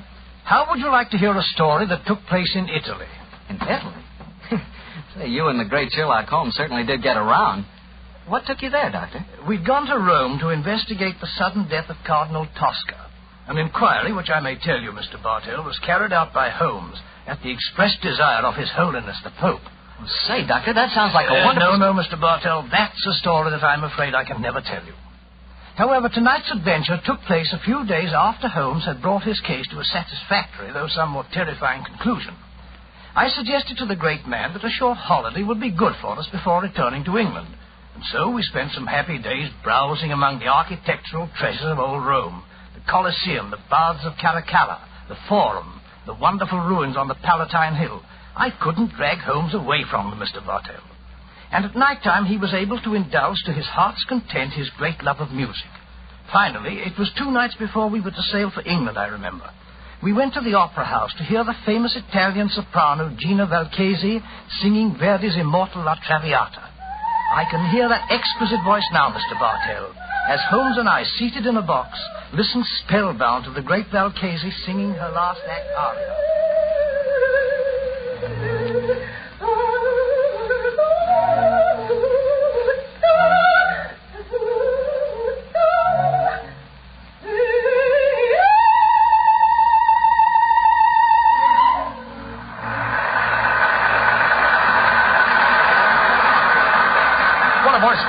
What a magnificent voice. Yes, it is, Holmes. A pity, though, that most opera stars who sing like nightingales seem to have the figures of unusually well-fed pouter pigeons. Poor woman, she must weigh at least 20 stone. Nevertheless, you mustn't refer to her as poor, my dear chap. Despite her somewhat unfortunate proportions, Signora Gilda Valchesi remains one of the greatest and wealthiest of contemporary sopranos. Listen to the applause. Yes, undoubtedly she'll sing an encore. We might as well go back to her dressing room now. The opera's almost over. Why are we going back to her dressing room? Because during the last intermission I received a note from her requesting my attendance. Oh, what did the note say? Well, it seems that the lady is not too popular with certain members of the opera company. Well, I've no wish to become entangled in any opera clash of temperaments. I confess I find myself not a little interested in meeting the lady. Shh. She's going to sing an encore.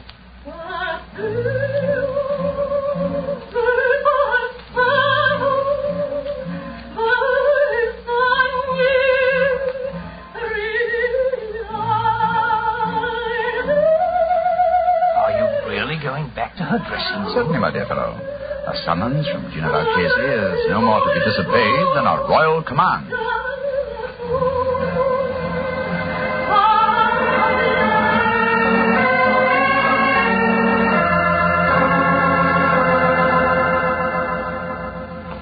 I must ask you, gentlemen, not to stand outside La Valchesi's dressing room. We permit no strangers, particularly foreigners. But the Signora has requested our presence. May I ask who you are?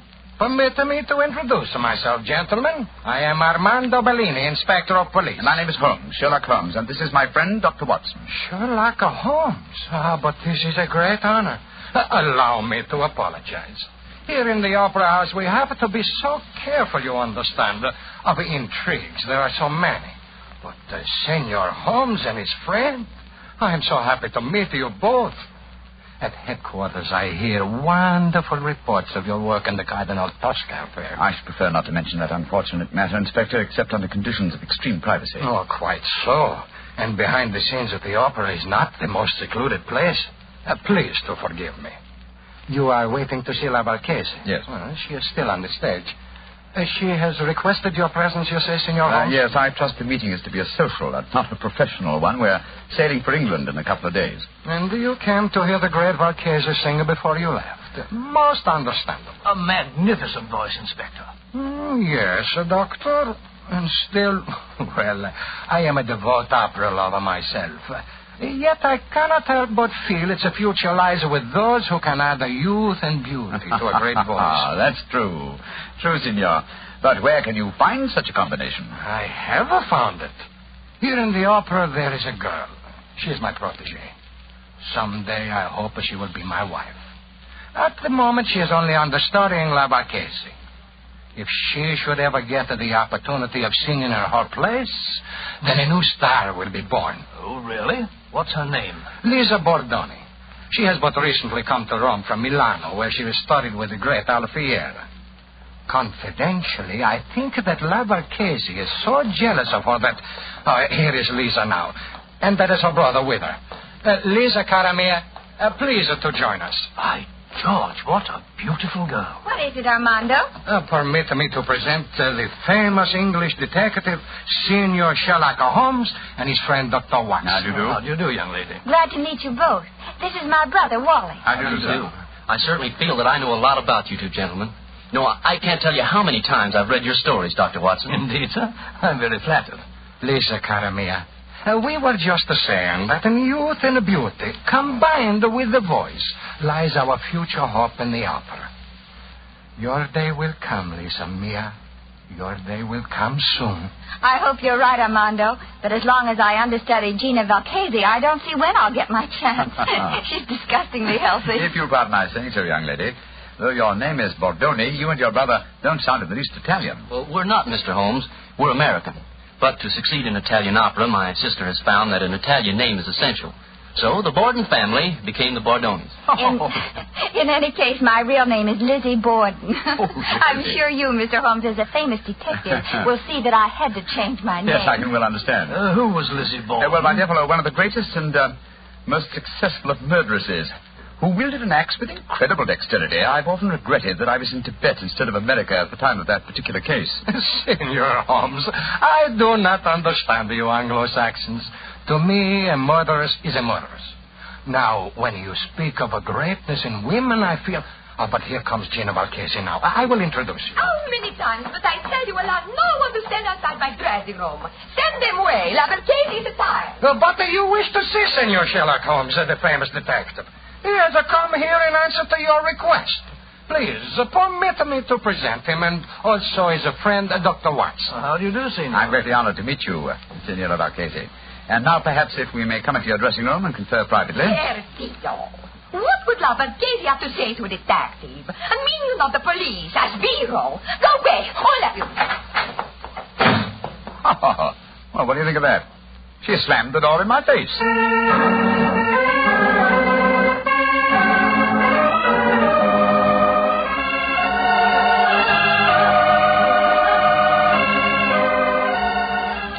Oh, waiter.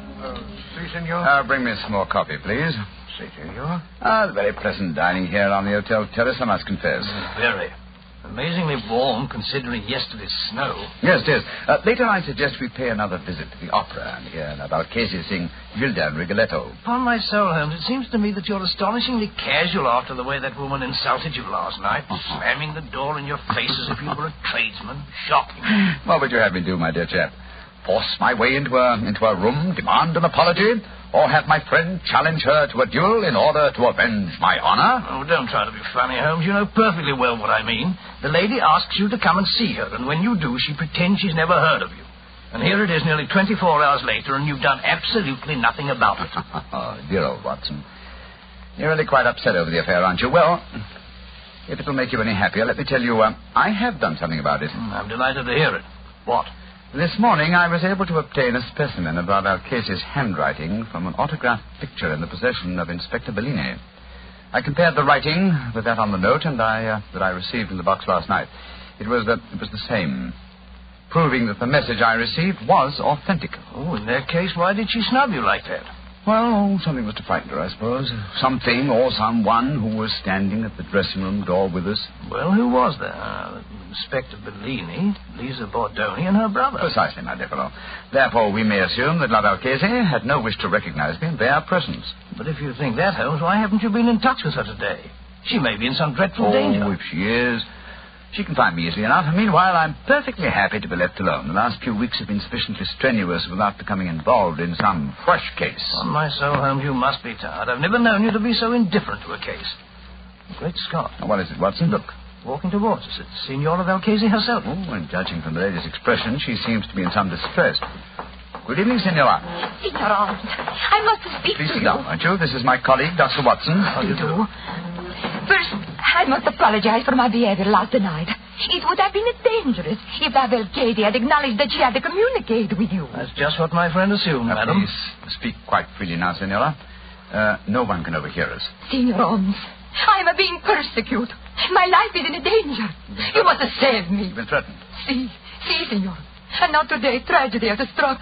My sister, my beloved Bella, lies near death from a murderous attack. An attack that was meant for me. Good Lord, what happened, madam? If you will please to keep quiet, and little Albert Casey speak will I learn what happened. Oh, I'm so sorry, madam. This morning, I always myself take my dog for a walk. But this morning, I feel the trace of a cold. I asked my sister to take the dog for a walk. Please do understand that my sister is very much like me in appearance. Yes, I understand, Senora. Please continue. She walk alone in the park. From nowhere, a horseman come galloping right her down.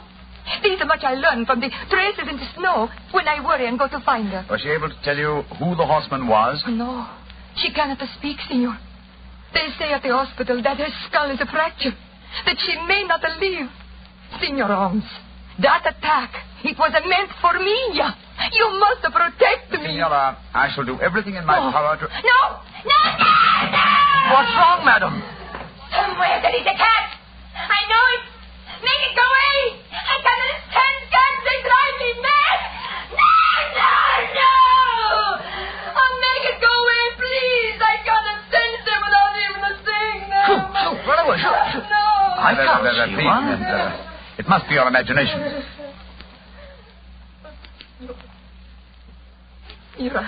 I am sorry to make such a scene, but I cannot bear to be near a cat. I cannot tell you what it do to me. It may sound foolish weakness. No, not at all, Senora. Such a condition is quite common. In fact, I believe medical science has given it a name. It's known as ailurophobia. Oh, whatever it is called. It makes me ill. I must go to my room. I cannot stand much more. My poor sister. I imagine with your sister at death's door, Senora, you will not sing tonight. Senor Holmes, I love her very much. But even a sister is only a sister. My art is my life. In an hour, senor, I sing Gilda in a Rigoletto. You will attend the performance. And afterward, you will tell La Valchese how she may trap this devil who seeks to destroy her.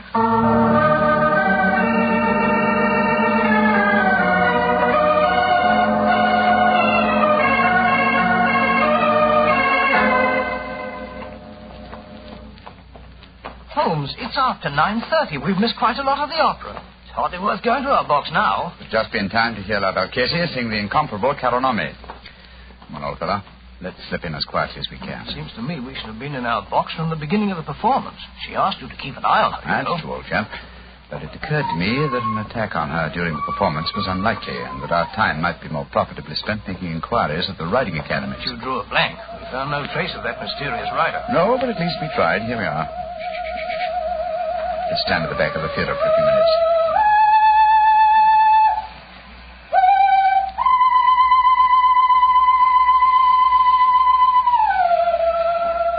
Great Scott!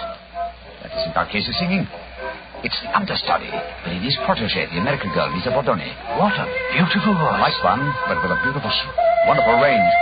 Look here, we've no time to listen to her now. We must go to the Valchese's dressing room at once. We know she left for the theater tonight with the intention of singing. I'm very much afraid there's devil's work afoot, Watson.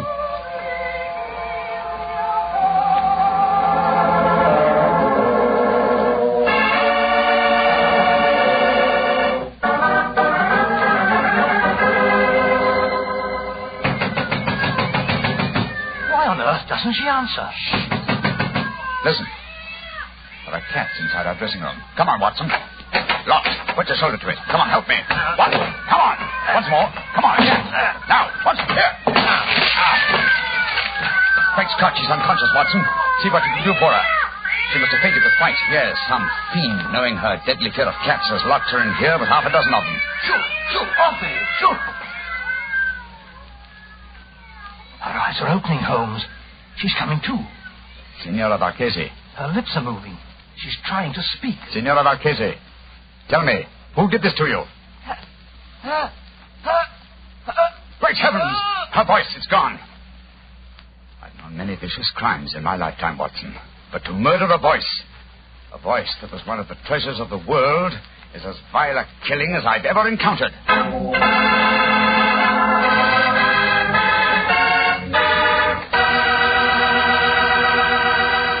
Dr. Watson will tell you the rest of his story in just a few seconds.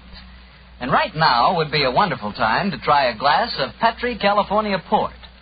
In the evening after dinner, well, any time you're taking things easy, is the perfect time for Petri Port.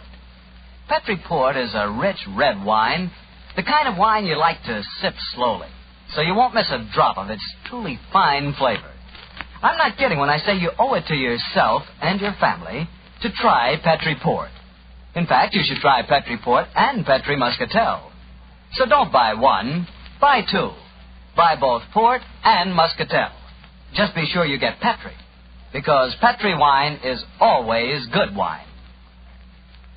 Well, Dr. Watson, so the great opera singer lost her voice when someone locked her in a room full of cats, huh?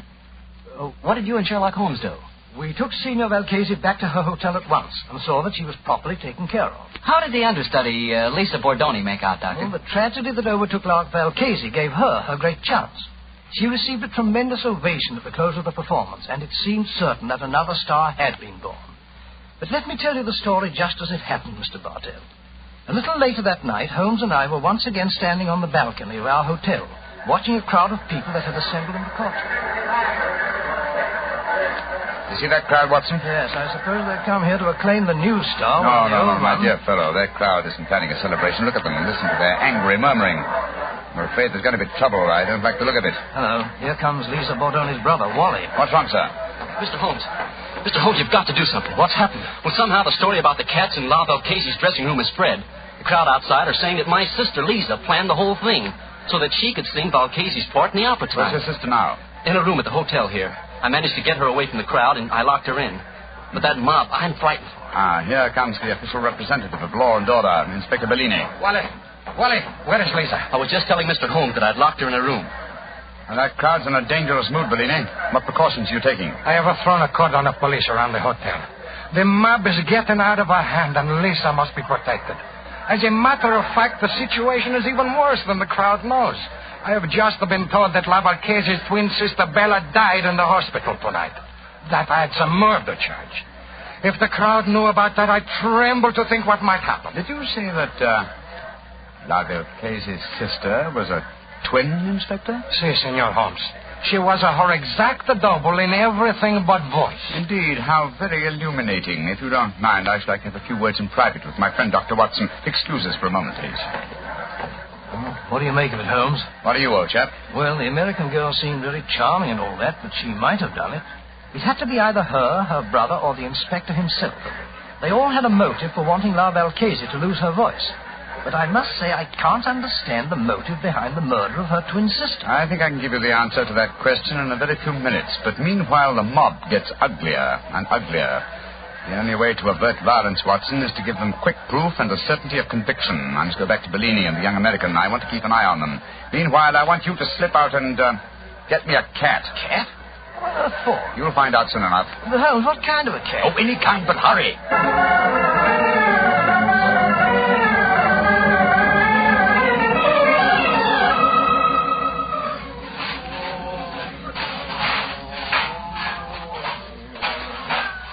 Kitty, come on, Kitty.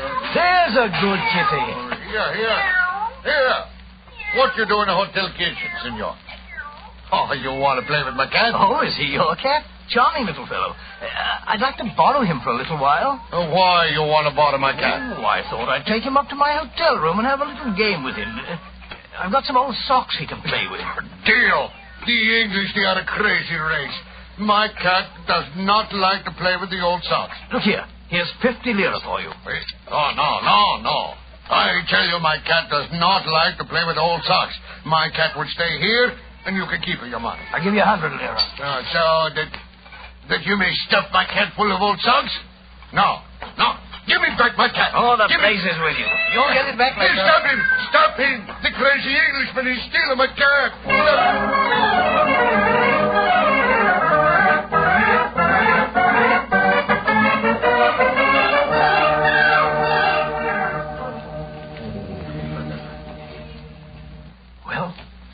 cat for you, Holmes, but I wish you'd tell me what they're doing outside Valcase's door with it. I'm going to try an experiment. We open her bedroom door softly. So. Slip the cat in. So. And close the door. Holmes, man, what the blazes do you think you're doing? You'll drive her mad. I think not. Listen. And watch through the keyhole if you can. Where you come from, you stupid cat? Go away. Holmes, her voice. It's come back. Yes, I thought it might. I can see her through the keyhole. She's picking the cat up by the scruff of its neck. She's walking toward the balcony. Yes, and towards the crowd down below. An excellent opportunity for a public confession. Come on. Stella? What do you want? I charge you with the murder of your sister, the great singer, Valcase.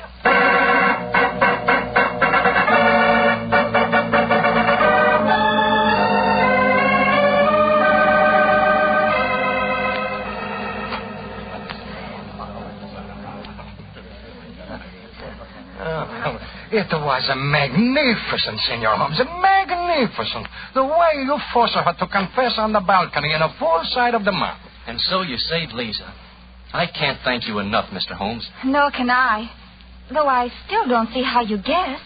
She looked so much like her sister that she fooled even me, her understudy. Yes, it was an extremely cunning plot, Miss Bordone. The real Valcase sent me that note last night. When I met her at the dressing room door, she denied having sent for me because the three of you were there. I suppose that she suspected one of us. Oh, yes, obviously. And later, no doubt, she told her twin sister Bella about having sent me the message and also announced her intention of coming to see me.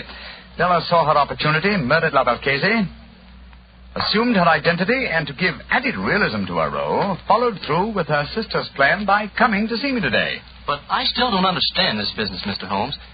Why did the twin sister lock herself in her dressing room and fill it with cats? What did it accomplish? It gave me the chance to see him. Yes, that's true. Which is why Watson felt certain the criminal must be you, your brother, or Signor Bellini. But you see, the episode with the cats accomplished one other thing. It made it plausible that the great Valcase should never sing again. To whose advantage would that be? An impostor, of course. In the person of a twin sister who could not sing and who must surely envy her sister's great wisdom. Exactly, my dear fellow. As soon as I knew they were twin sisters in everything but voice, it became more than a possibility. It became probability, but it had to be tested. That's why I sent for the cat, Watson. When the sister, thinking herself unobserved, exhibited no terror for cats, well, it became a certainty. For my soul, Holmes, this is as fantastic a plot as ever we've met. A diabolical plan, Watson. And I'm only thankful, Miss Bordone, that we were able to expose it before the crowd reached you tonight. I don't know what I can ever do to repay you, Mr. Holmes. Oh, that won't be hard, my dear. A box of Covent Garden for your London debut would be, an ample repayment. And from what I hear of your reception in Rigoletto tonight, I shan't have to wait very long for that reward, eh? It's a promise, Mr. Holmes. Come in. Oh, excuse me, please. All over the hotel are looking for my cat. I say to myself, there he is. He's stealing my cat. Inspector Bellino, you arrest him. He tried to bribe me, and then he ran away with my cat and fill him full of old English songs. Oh, does she be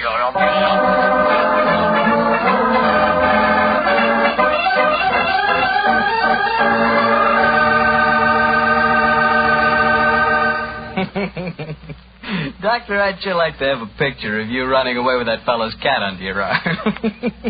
You, a cat stealer. Not a bit funny, Mr. Bartell. Believe me, it was most embarrassing. I know. But it was all for a good cause, and I think you were splendid about the whole thing. Incidentally, how'd you happen to look for a cat in the hotel kitchen? Oh, there's usually one round the back door of a kitchen. Haven't you ever wandered, backstage in a hotel?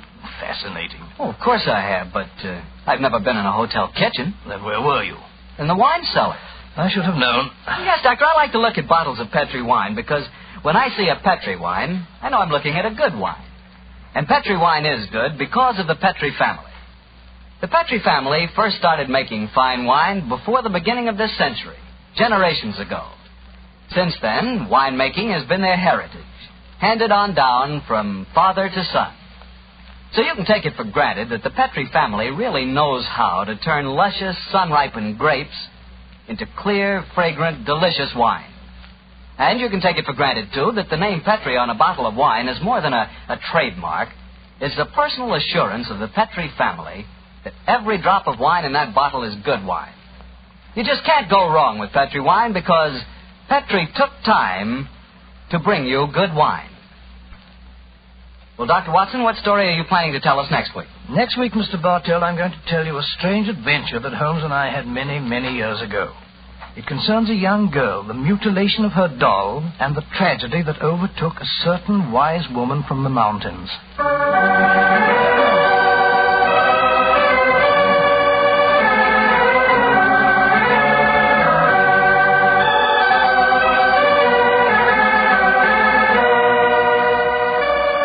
Tonight's Sherlock Holmes adventure was written by Dennis Green and Anthony Boucher and was suggested by an incident in the Sir Arthur Conan Doyle story, The Adventure of Black Peter. Music is by Dean Fossler. Mr. Rathbone appears through the courtesy of Metro-Goldwyn-Mayer, and tonight, Dr. Watson was played by Mr. Eric Snowden, who substituted for Mr. Nigel Bruce. Mr. Bruce is scheduled to return to the program next week.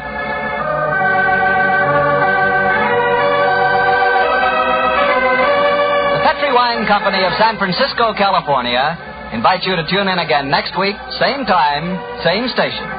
Sherlock Holmes comes to you from our Hollywood studios.